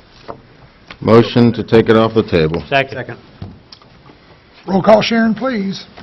Mr. Wilson. Aye. Mr. Duncan. Aye. Mr. Clary. Aye. Mr. John. Aye. Mr. Harvey. Aye. Dr. Griesbach. Aye. Mrs. Gatos. Aye. All righty, and now we'll move over to reports of... Well, hold on. wait. You've taken it off the table now. What's council's pleasure with respect to acting on the ordinance? Mhm. We were going to do that.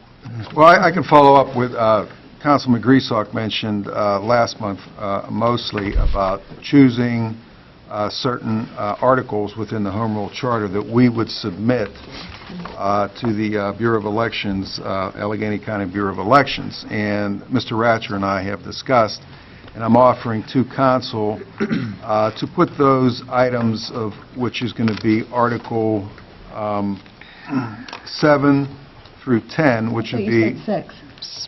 I should say 7, I'm sorry, 6 I was mistaken on, because that takes in the mayor, which is an elected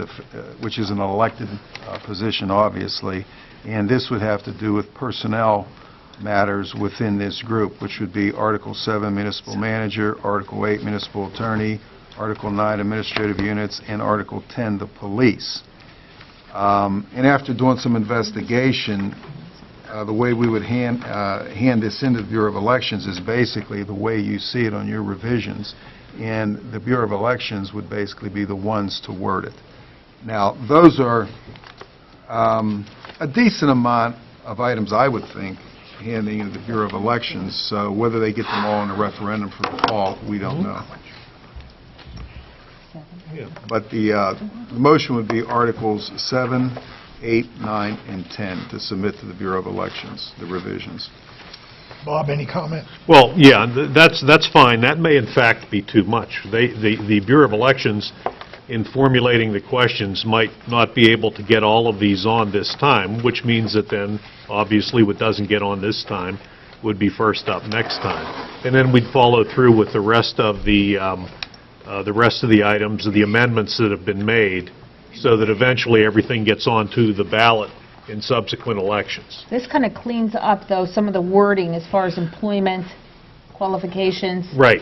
This is, but it kind of cleans that whole area up in one swipe if they let us. Correct. Okay, so then we want to try and put that whole thing at one time if we can. As much of it as we can. And that's what we're trying to do now. Yes. And as council can know, I mean, this is going to take a while. Correct. This is going to take a while to do, because there's a lot of different items that have been revised, and this is going to take years to do. But this seems more important than some of the legalese, only because some of it's than the legalese. This seems more important because some of that's already mandated and we can't Correct. do anything about it. So Correct. this seems to be a good first step. Yes. Well, I will make a motion to approve to have Article 7. Hold on, right? I have some questions. Second. Well, I have a question, Don't we have to do sorry. a motion, a Well, second, you a can still get a question? motion in a second, your question, Tom. Yeah. My question is, Approve. where is our supermajority going to be on this ballot? There is no supermajority provision. That was not recommended by the Home Rule Charter Committee. It was discussed and debated, but it was not recommended. That doesn't mean we can't put it on. No, you have the right to change it if you... That would be I would think that would be our first priority. The little changes that they recommended with some of the wording, that can always go on, but the supermajority needs to be on there for the general election. When you say supermajority, Tom, clarify supermajority regarding what? Voting. Supermajority would say to, with the Home Rule Charter, would say that you need 5 votes to, I don't want to say it like this, but get rid of Mr., what's your name? Little? So supermajority to... Give anybody any Wait a minute. ideas, Tom. Only one stipulation of the supermajority to fire or terminate the manager, is what you're saying. Well, would be to terminate the manager. Now, the manager has the responsibility and the power to terminate anybody below him.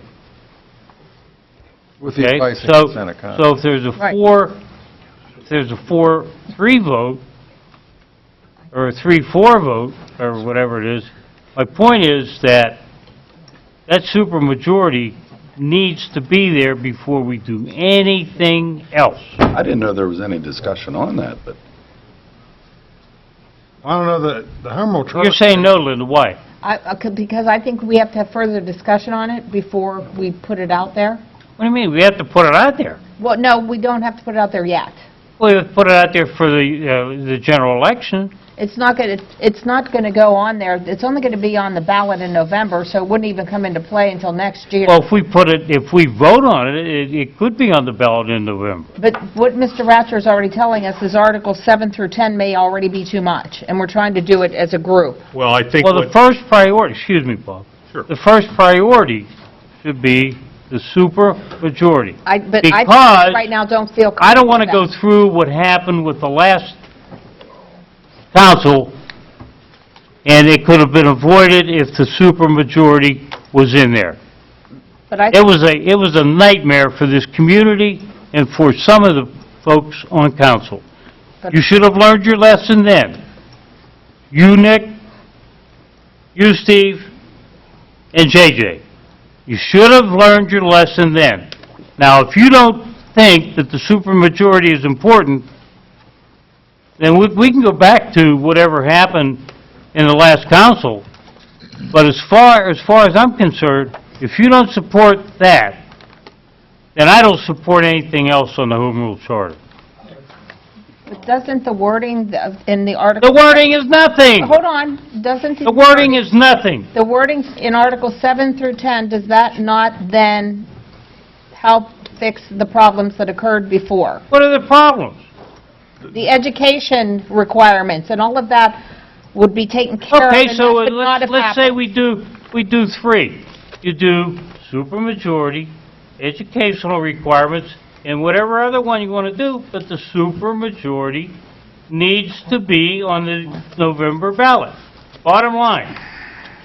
Okay, but Tom, that's your opinion, and I hear That's you. my opinion, but you saw what happened Okay, but... in the past. Okay, but you're one vote. I don't know if we have a majority that agrees with it. Oh, I want some support here. Well, I'm asking for some support. Nick, especially you. Stevie, I'm right here. calm down. we need to support the supermajority. Bottom line. Okay. Before anything else. Well, we can talk about that more, or we can, you guys want to vote on it now? I'll Well, take it up to I think, no, Tom, I think your point is well taken. I think we all know where you stand on it.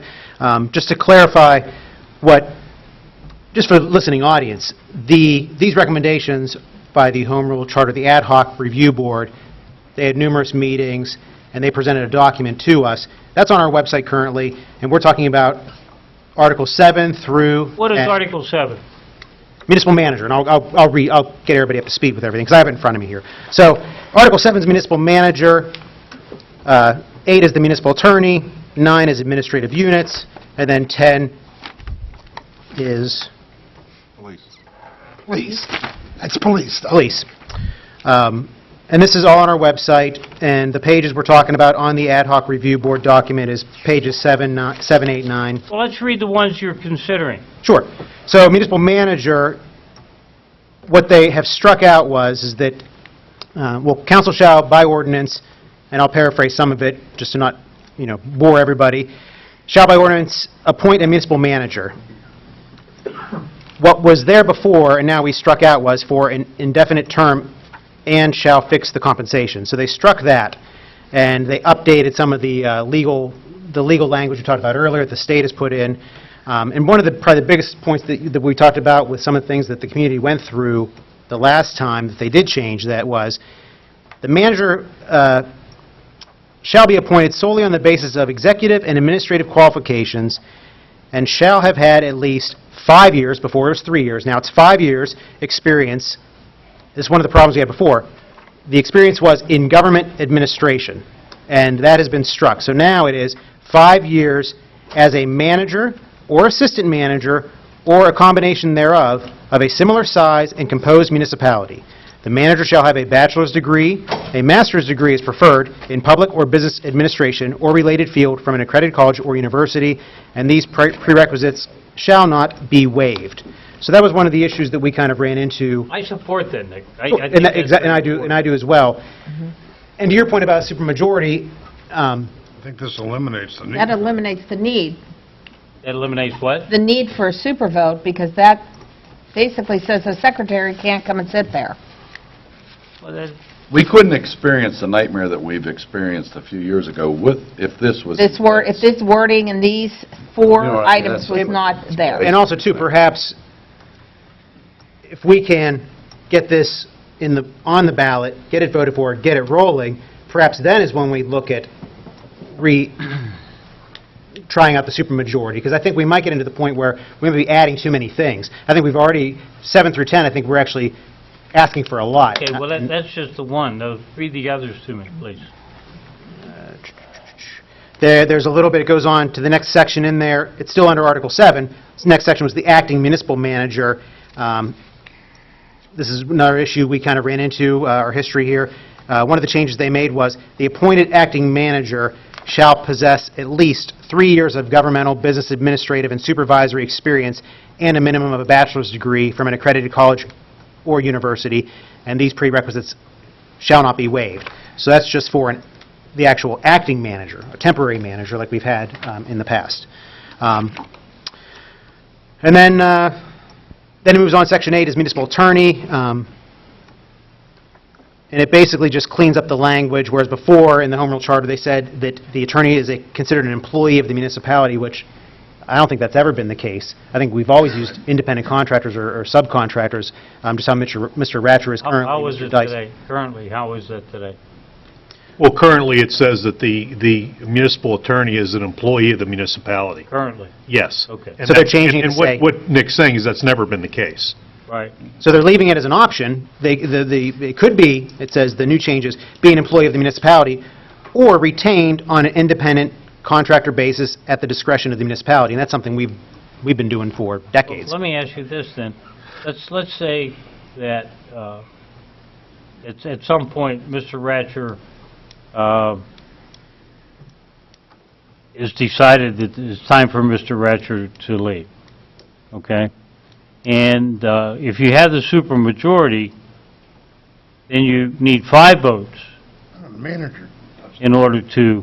No, the manager hires and fires the... Yeah, but with advice and consent of council. Right, right. Yeah, but it wouldn't take... We had to vote. Supermajority, Tom, I would... voted on that. I'm sorry, I would say that the supermajority, to the extent that it's considered, should be considered for the municipal manager. It should not be considered for the municipal solicitor. No, I understand it. No, I understand I think what that Tom's part. getting at is that, Pardon me? I believe, and I don't want to put words in your mouth, but I believe what you're getting at is that if you have supermajority for the manager, whoever he or she is down the road, right, then therefore any decision that the manager, he or she, makes, essentially, you would need 5 people to steer the manager. 5 votes.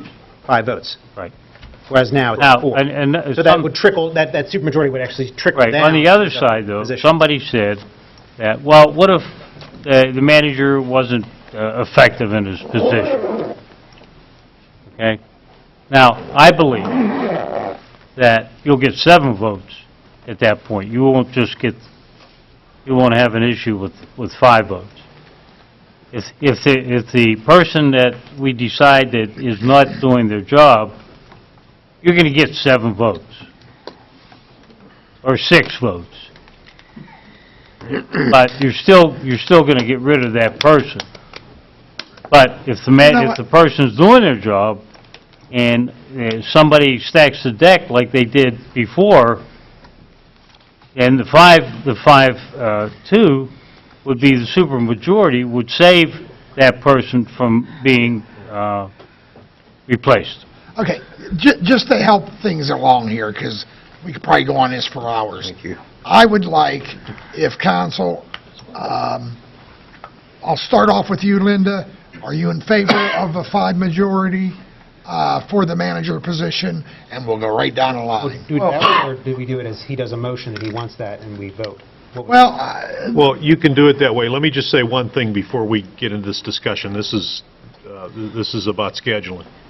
We have to have this into the county at the latest on August 8th, which means we probably should have it in there before August 8th in case the county looks at it and says, hey, guys, you did something wrong here. Give us a few days Then to why don't we correct do- it. Then why don't we do this? Tom, you want to make a motion on the floor for the 5 Hold on, majority we already made a vote? motion to approve Article 7 to 10 being put on, and it was seconded. Why don't we, Oh, did we do that? Yes. I made Okay, motion, well then, Duncan all right. seconded it. Well, True. then let's go roll call then. That was before the... Okay, so Roll it's call. as it is. 7 to 10, correct. Okay, To leave it as it is. right. Correct. Mrs. Gatos? Aye. Dr. Griesok? What am I going to do? Mr. Harvey? Aye. Mr. Johns? Aye. Mr. Clary? Aye. Mr. Duncan? Aye. Mr. Wilson? No. Okay, Tom, do you want to make a motion? I'd like to make a motion that we include the supermajority into for the November election in order to prevent, Manager position? for the manager's position, in order to prevent what happened 5 years ago. Okay, there's a motion. Is there a second? I'll make a second so we can vote on it. I'm really confused. Roll call, And Sharon. discuss it, and Okay, good discuss comment. it. Whether you're not... My only comment is, Majority that or not, in the beginning of all this, I was 100% behind Tom's idea, but I think that the Home Rule Charter Committee put enough provisions in here that I don't believe we need a supermajority. I think, there's enough conditions that they're not going to be able to appoint just any Tom, Dick, and Harry as manager like they did last time. Any other comments, council? I think the Home Rule Charter Committee has definitely done their homework, and I think they presented a good document. Not me. And just so everybody knows, we just want to get this down to the county. Once we get back from the county, what they approve or otherwise, we'll be discussing this at length. Everyone will know exactly what they're going to be voting on in November. So there's definitely, we'll be having more of this discussion, but we really need to, as Mr. Ratcher's point, get this down to the county so we can actually get some things on the ballot. They may come back and they may say, we'll only do Article 7.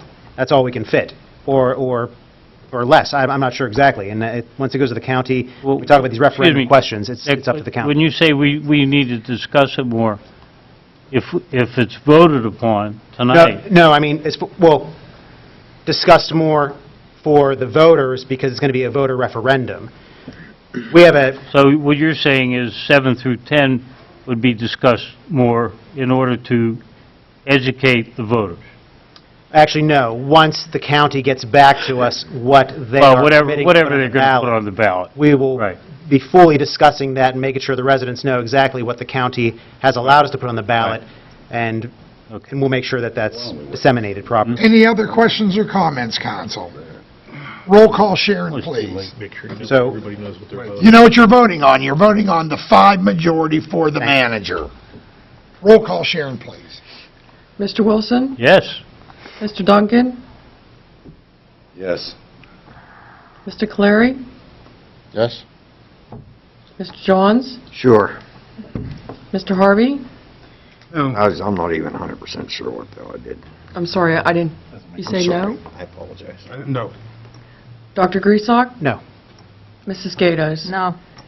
Motion carries. So, so what do we do, is my question. Like, how Well, no, I think as a practical matter, we're going to have to post haste here, You're going to have draft to change the wording. the appropriate wording and get that on and make it the first thing, and then Article 7 will be the second thing. And so we'll tell the county, okay, the supermajority issue is the first thing on we would like to get on. The second thing we'd like to get on is Article 7, and then so on down the line. And then they'll get as much of it on as they get on. Mr. Ratcher? Yes. Just one point I'd like to make. Can't we do 7 times Um, faster than that last? We do have the supermajority now. Yes. Okay, it's been accepted. I thought, But the other point, excuse me, Paul, the other point would be, For the manager. I'm not sure if I remember the number correctly, number 7. Right. 7 is regarding the municipal manager. Right. I think that's very important as well. Okay, That's all that's the so if we can get supermajority vote. 2, those 2 need to be on. If we can get 3, you choose 9 or 10, whichever is the most important of those 2. Yeah, the original priority was going to be 7, 8, 9, 10. Right. So now what we're going to do is we're going to put the supermajority provision first, 7, Well, then 8, now, then 9, then... Mr. Ratcher, wouldn't... let me interject real quick. Mr. Clary, yes. I misunderstood. Can I change my vote? Yes. No. You can change your vote. You can submit, you can I propose was a motion. confused. Look, I admit, I was a little confused on that. If he wants to do that, Bob, what's the procedure? Well, I think he's going to have to propose a motion. What, that I was stupid? I'll agree. Aye. That doesn't need any affirmation, sir. We already do that, yeah. What's the motion he has to propose? He would Bob? propose a motion to Change his rescind vote, yeah. the supermajority provision. Okay, there's a motion to rescind the supermajority position. Is there a second? Mr. Clary made the motion. Yes. Yes. I made that motion, Is there a second? Second. and I'm sorry, everybody. Roll call. problem. Once again, Sharon, please. This is to It's been the super vote, so this is... Well, a yes vote. Not a problem. A yes vote on. Does everyone What you gotta understand? do. Yes, does everyone understand what you're voting on? Bob, you I'm want working to on explain that. what everybody's voting? Okay. now. Okay. A vote in the affirmative, a yes vote on Paul's motion, would be to remove the supermajority provision. A no vote on Paul's motion would be to keep the supermajority provision in. Everybody clear? I'm I'm clear. confused. Roll call. Sharon, please. I'm confused. Mrs. Gatos? Aye. I would think you'd want to vote. Dr. Griesbach? Aye. Okay. Mr. Harvey? Aye. Mr. Johns? Yes. Mr. Clary? Don't say no. Yes. Yes. Mr. Duncan? No. Mr. Wilson? Okay. So that provision is out. Now, That provision's but are we still sending Articles 7 through 10? That's already to been the approved. county? That has been approved. That's been approved, Okay. and we're not touching that, okay. Okay. What the hell happened to everybody up here tonight? It's been a long, long night. It's been a long day. 4 hours. And then a long night. Moving right along. Please. Dear God. No Okay. report, Mayor. All righty. Hallelujah. Tim, you only got 2 minutes to give your report. Okay, number one, the Monroeville Foundation Golf Outing will have its second annual golf outing on September the 11th at Meadow Wing Golf Course. Time's up. Number two, Library Strategic Plan. Nicole Henline, our Director of the Library, has informed me that the library is going to be starting on its, I believe it's a 5-year strategic plan, which kudos to them for having a strategic plan, and they wanted to know if council wanted to, I hope anybody that's not the last thing I read. wanted to volunteer to be a liaison to that strategic plan or appoint somebody to the strategic plan. That's on the library, correct? Correct, that's for the library, their strategic plan. That's separate than their board? Correct, Okay. correct. Okay, next. Well, does anybody, any discussion? We want to Does think any- about it. You want to think about it? Okay. Okay, number 3 is Alcoasand Municipal Advisory Committee. Alcoasand has a advisory committee from all the basin groups, I don't understand that. and council has received literature on this through an email, and I've given, just today I gave you an email I got from Amanda Settlemeyer, who is on the governance board. Amanda is our director of the COG, and there's already been every basin in the Alcoasand region, for instance, Chartiers Creek, Gertie's Run, Sawmill Run. We're in the Turtle Creek Thompson Run, which we have about 43%, I believe. Mr. Little, this is not what I questioned you on as to why this is not going through the Municipal Water Authority instead of through us? Because it is a community, it is the community voice, to quote right here, it's a community voice to In regard to Alcoasand. sewage, Yeah, it which doesn't we don't have necessarily... anything to do with. I'm confused by this. Well, it's, the goal of it is to not just allow, not just give the opportunity for water authorities and sewage companies to make decisions that, quite honestly, are in the hundreds of millions of dollars when this Alcoasand goes through. It's to give representation from every municipality, and the purpose of it is to truly try to get a cross-section of people to give input to represent their community. So you'd like to volunteer? I would. Okay. Great. A little... How'd you know that? Motion? I need a motion. A motion for Paul to be our Motion. Yeah. Second. roll call. Sharon, please. I'm sorry, I didn't know who made the motion. My way of getting even. I didn't either. Paul, you made the, well, who made the motion? No, he just No, voted no, on it. Linda. Okay, then Nick, you seconded. Yeah. Tom second. I'll say. Tom can... Tom, I can't hear. That's my way of Okay. getting even. Go ahead. Roll call. Mr. Wilson? Yes. Mr. Duncan? Oh, my God, what a night. Mr. Clary? Aye. Mr. Jones? Mr. Harvey? Aye. Dr. Griesbach? Aye. Mrs. Gatos? Wait for it. Yes. Okay, I have one last item that's not on there. I just received today from the Gateway Football Boosters Association, which council has a copy. If council wants to put an ad, then... Half page. Second. I'm in. I mean, I'm sorry, what was the... Half page. Half page. All right, okay. For the public, that's $125, correct? Yes. And also for the public, Tim always recommends a quarter page. Right? Tom always doubles. Tom and then- always- But I can see I got this Right. later, else I would add a quarter. And then the And I know next council's meeting, always going to up it, you know. Tom I'm said, always let's pinching do a half a nickels, page. you know? Hey, Tim, I wanted a super majority vote now. And I know, your check's in the mail, I know. Roll call, Sharon, please. Mrs. Gatos? Aye. Dr. Griesbach? Aye. Mr. Harvey? Aye. Mr. Johns? Aye. Mr. Clary? Aye. Mr. Duncan? Aye. Mr. Wilson? Aye. Okay, before we get to public comments on any municipal items, I just want to apologize. I have no idea what the hell happened to all of us up here, but It's been a long meeting. it's been a long night, I guess. We're open for public comment, or anybody would like to address municipal items. They're afraid to. Seeing none, we'll close that portion of the meeting. We'll go, I'm sorry. You want one? I'm sorry, go ahead, Chad. Chad Stubenberg, resident of Monroeville. Just wanted to clarify a few things. I know, Ron, you had said that DayNet probably wasn't a good idea, even though you didn't know what it was. So I just wanted to read some highlights. 2016 in the Trib, PSP and DayNet conduct the investigation leading to a successful prosecution of cocaine dealer with 500 grams. 2016, DayNet arrests high-level heroin dealer, 150 bricks of heroin, more than 50,000 cash. 2016, Post-Gazette, 9 dealers arrested following 10-month drug investigation in North Hills with DayNet, and there's a plethora of others on there. So just wanted to fill you in on DayNet. I'm sure you'll look Not into it going on to your make a comment on it. Have a nice day. Very good. And then the other thing I wanted to discuss, I know we didn't have a study session or whatever you guys call the equivalent of a school board study session meeting this month. But number 10. We did before We this. did this at 6 o'clock. That was a 6 o'clock We had meeting. citizen night, but you guys didn't go through the agenda like you typically do and discuss this.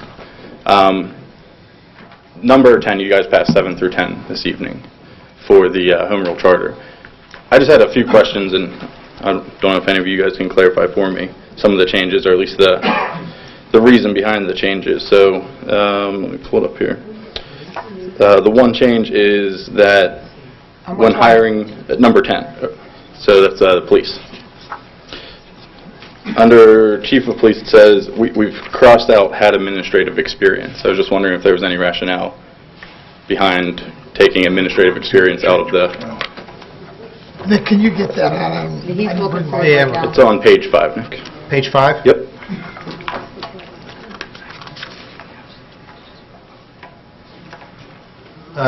And B, section 1002, part B. You talking parenthetically A?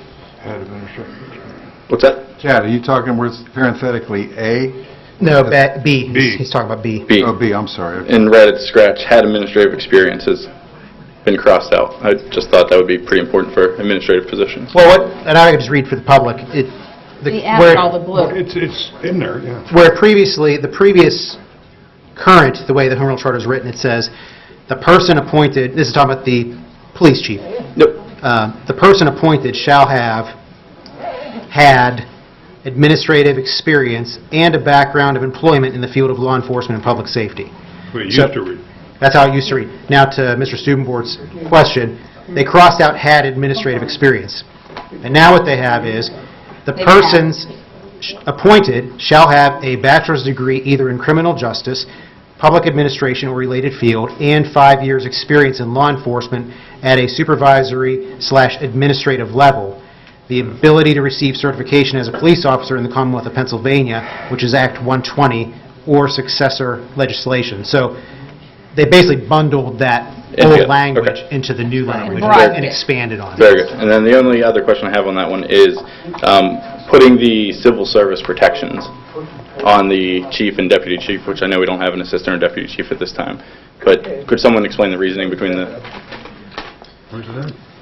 That's in letter D. There wasn't a section at all before, now it's the chief of police and deputy chief of police shall be entitled to civil Yeah, service 'cause it's a protection. state law. Oh, yeah. Being in the civil service is a state law? Is They that accurate? have civil service protection. I mean, By you can be either hired with a contract, or both, hired with a contract with no civil service protection, or have the same protection. Which is what we have currently, correct? Well, yeah, exactly, and that's spelled out there. So that's why I was asking, what's the need for the change, or what's the... No, the chief has civil service protection now. We're just It's just putting in not writing. in our home It's just rule. not in the Not in home there, rule we're charter. just adding Okay. some writing in there. Charter. Very good. Thank you, guys. Anybody else? Seeing none, we'll close that portion of the meeting. We'll go to reports. Thomas, you're up first. Thank you, Mayor. I just want to say that that July 4th parade, well, I saw more people than I've ever seen here in Monroeville. Amen. I Yeah. talked to some business folks. Their business was, I talked to a guy at a restaurant today, and he said their sales went through the roof. And I don't know how many people were in it. Thank goodness I was in the front, not in the back. But, I mean, it went on forever. The little kids loved the fire trucks, all the bands and everything. It was just a great thing for Monroeville. I think that we can continue this tradition and watch it grow in the next few years. Thank you. Steve? Yeah, I'd just like to also say that the committee did a great job on the 4th, and basically that's all I have this evening. Paul? Well, I got one.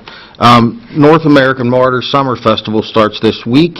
North American Martyrs is the big church on Haymaker Road there, 2526.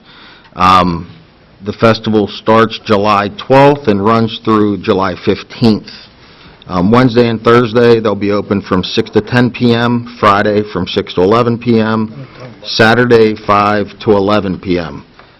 If you've never been there, it is a great time. They have music, games, a lot of food.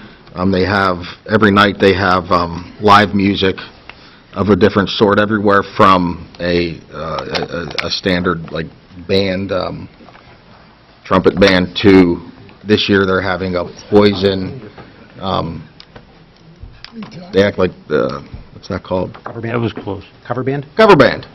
They're having a Poison. Poison cover band. Wow. Yeah, so it's always a lot of fun. Go out, it's fun, take the family and kids. And that's all I have. JJ? A couple of things going on at the Convention Center. Brickfest Live Lego Fan Experience, July 15th and 16th. Greensburg Toy Show, July 22nd and the 23rd. Half Price Books, July 28th through the 30th. Rubber Stamp and Scrapbook Show, July 29th and 30th. That's everything that's going on in July. August, we'll talk about next month. I'd like to take a brief minute to thank everybody, Mr. Estock and his staff, the entire committee that worked so hard on the parade and the fireworks. We had a few little niches here and there, mostly in the fireworks, but it was our first year over there. Will we continue again? We'll hope so, but we'll see what happens. Mike Adams and his crew, I couldn't say enough about what they did. The boys worked hard to maintain the people in and out of there. They worked their heinies off. They really, really did. And I want to say thanks to all those guys. And the last thing I have to say is, Mr. Wilson, we'll see what we can do about getting you to the back end of the parade next year. Yeah. To the back end of the parade next year. Anything else there, James? That's it. Thank you. Ron? Just a couple things. The first thing was to say nice job to the 4th of July Committee on the parade. It was fantastic as usual. Unfortunately, my opinion on the fireworks isn't so good, both from the fire department aspect and the number of calls I got from residents that never got to see them, and their kids didn't get to see them, and the people yelling at us on Tilbrook Road and swearing at us, and I really wanted to come up and get you and make you come down there and get that. But we weren't treated polite at all. There was a ton of people that went to the high school and couldn't see them, and I applaud the attempt. I just don't think for the amount of attendance we get for those fireworks that the park is the most tremendous place. I will certainly give you an A for the effort on trying it, but I want to tell you, I've never been, as a 47 years in the fire department, I never was treated like that by the public. But we'll let it go at that. Parade, top-notch. I just think the location of the fireworks was bad, and I was watching cars park in people's front yards and neighbors yelling at people on the road and them swearing at it was just a mess down on Delbrook Road. But that being said, I just wanted to advise everybody that the new PA driver's license called Real ID, or to become Real ID compatible with the feds. If you plan on traveling starting next year, the current driver's license that you hold does not cut it. You're going to have your passport, unless Pennsylvania gets off their duff and gets this Real ID moving, which I don't think they're going to. So I'm just letting you know, at the end of this year, your driver's license will no longer get you through airport security. And that's basically it. Yes, Mayor. There was a lot of discussion earlier about seismic testing. We heard some from both sides. I think this is a good opportunity for this council to look at what rules we have in place, what kind of laws the state has. I know our hands are tied to some degree from Act 13, which is the governing law surrounding drilling. But let's take this opportunity to maybe evaluate what we have, what we can do, what we want to do. I forwarded the email from Mrs. Beck, which from Dr. Beck. She sent me the email from South Fayette, what ordinance they have in place regarding seismic testing. I didn't get a good chance to read the entire document. They do permit seismic testing out there. They just have some rules and regulations surrounding it. And I think with anything, I think a lot of times that's what the nice thing about a home rule charter is, that we can make some of these rules in our community and make some different rules which impact our residents within the confines of what the state allows as well. So everybody should have that email here the next day or so, whenever you check your email. But read through that, and it's to Mr. Ratcher and the manager as well. So let's see what we can do, or what's out there, what we can do. The provisions to the Home Rule Charter. Everything, once again, is on our website, monroeville.pa.us. If you scroll down maybe 3/4 on the main page, there's a link for it. It gives you the entire document and how it's outlined. It's pretty self-explanatory. The red and it's crossed out is what's going, and what's blue in there is what we're proposing. So look over the document, but we definitely will have more discussion about that. The summer concert series continues, sponsored by UPMC and run through the Recreation Department. Our next one is Sunday, July 23rd. That, I believe, is in 2 Sundays, 6:30 at the amphitheater. No Bad Juju is the band. They are a high-energy, primarily cover band. They're a lot of fun, actually. They'll play a lot of songs that everyone knows, no matter how old you are. They play the whole gamut of things, current things that are very popular now, and even some oldies, too. But they're a lot of fun, and they'll be at our amphitheater Sunday, July 23rd. All those details are also on our website, monroeville.pa.us. The Westmoreland Heritage Trail, they're still working very hard on it. It looks like they are proposing an end date of August 10th. August 10th to be completed. This is the trail that goes at the bottom of Saunders Station Road, near Bel Air Pool. If you go to the right, it takes you to the BY Park in Trafford. If you go to the left, it takes you to Duff Park in Murraysville. It's just a tremendous thing for our community. It's going to be really nice when it's completed. At the end of next year, then, it'll be 26 miles from Trafford through Monroeville, Duff Park, up to Saltsburg, connecting with that trail system. And then I keep talking about we're trying to work with 4 more miles beyond Trafford. Turtle Creek in random order, Turtle Creek, Wilmerding, Pitcairn, Braddock, and then we can find a way to hook up with the Great Allegheny Passage. So that'd be really exciting that you could leave Monroeville and bike to Washington DC. So that's really exciting stuff. So we're going to be talking more about that, but August 10th is whenever that trail will be finished from Trafford to Murraysville. And then lastly, another program in the rec department that they are working on is Pittsburgh Flag Football. It's a co-ed youth flag football league. It's through, let me pull up the verbiage if you don't mind. It's in partnership with the Monroeville Parks and Recreation Department. Pittsburgh Flag Football League will bring co-ed NFL flag football to the borough starting this fall. 4 great divisions to include boys and girls between the ages of 5 and 15 years of age in an environment that is built around inclusion and fun. All players receive an NFL flag jersey and a belt to keep along with weekly articles and photography. It's a really, really well-run organization. It's currently held in a few different locations, the South Side, up in the North Hills, they're doing it as well. My daughter is actually very involved with it. She loves it, and it's great, like I said, for boys and girls. And this will begin September 10th. It's a 6-week league, basically how they do it. There is they do a combine with all the kids, so it's just like how you would with the NFL. There's 40-yard dash, they have these drills. Then the next week there's actually a draft. Then the teams are assembled. The teams are all 5-on-5, and the teams are always rotated every season, so you don't have teams that are stacked. It's very fair. Everyone gets to play a lot. They all get NFL jerseys. So they have 6 weeks. It's always on Sundays only. It's not like there's multiple practices throughout the week. It's just a Sunday event. Yeah. They have their 6 weeks of the season, then they have a 1 day of playoffs. So this is coming through the rec department. So look for it in the brochure. Contact the rec department if you have any questions.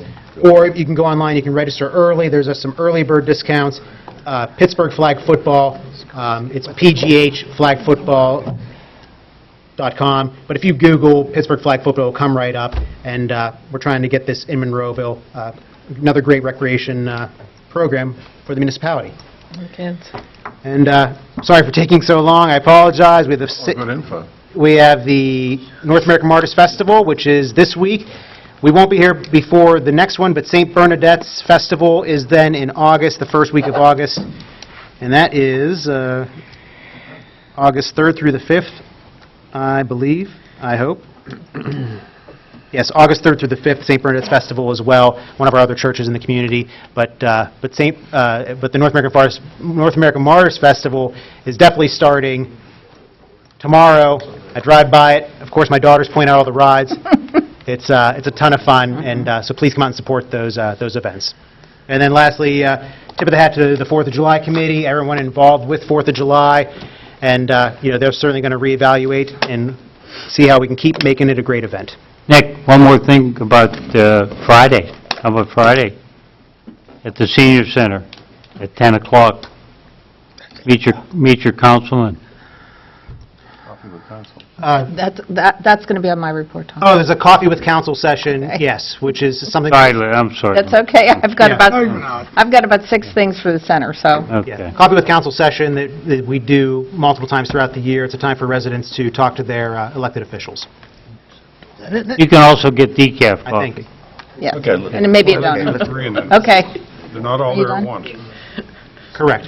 I'm done. I believe I am done. Am I done, everybody? Okay. Yes, very good. Yeah, I don't want to be the song, but I don't have a choice. Okay, Senior Center, Wednesday, July 19th, Luau Bingo Luncheon at 12 o'clock, $6 a person. Menus Hawaiian ham sliders, coleslaw. They're going to give gift cards, chips, pineapple cake. While you're there, you might as well, because the deadline for the monthly luncheon is the same day, the 19th. Get your tickets for Monday to the 24th, which is shells with meatball, salad, cheesecake brownies for $6 and bingo after that. Now, the same night as that is the Senior Council will be having a soul line dancing at 6:30, and that's $5 a person with door prizes.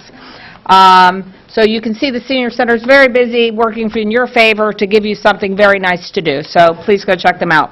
I'm going to give some advance notice of the 7th Annual Hot Dog Roast. It'll be on August 2nd, 12 o'clock, $5 a person. Deadline for tickets of that is for July 26th.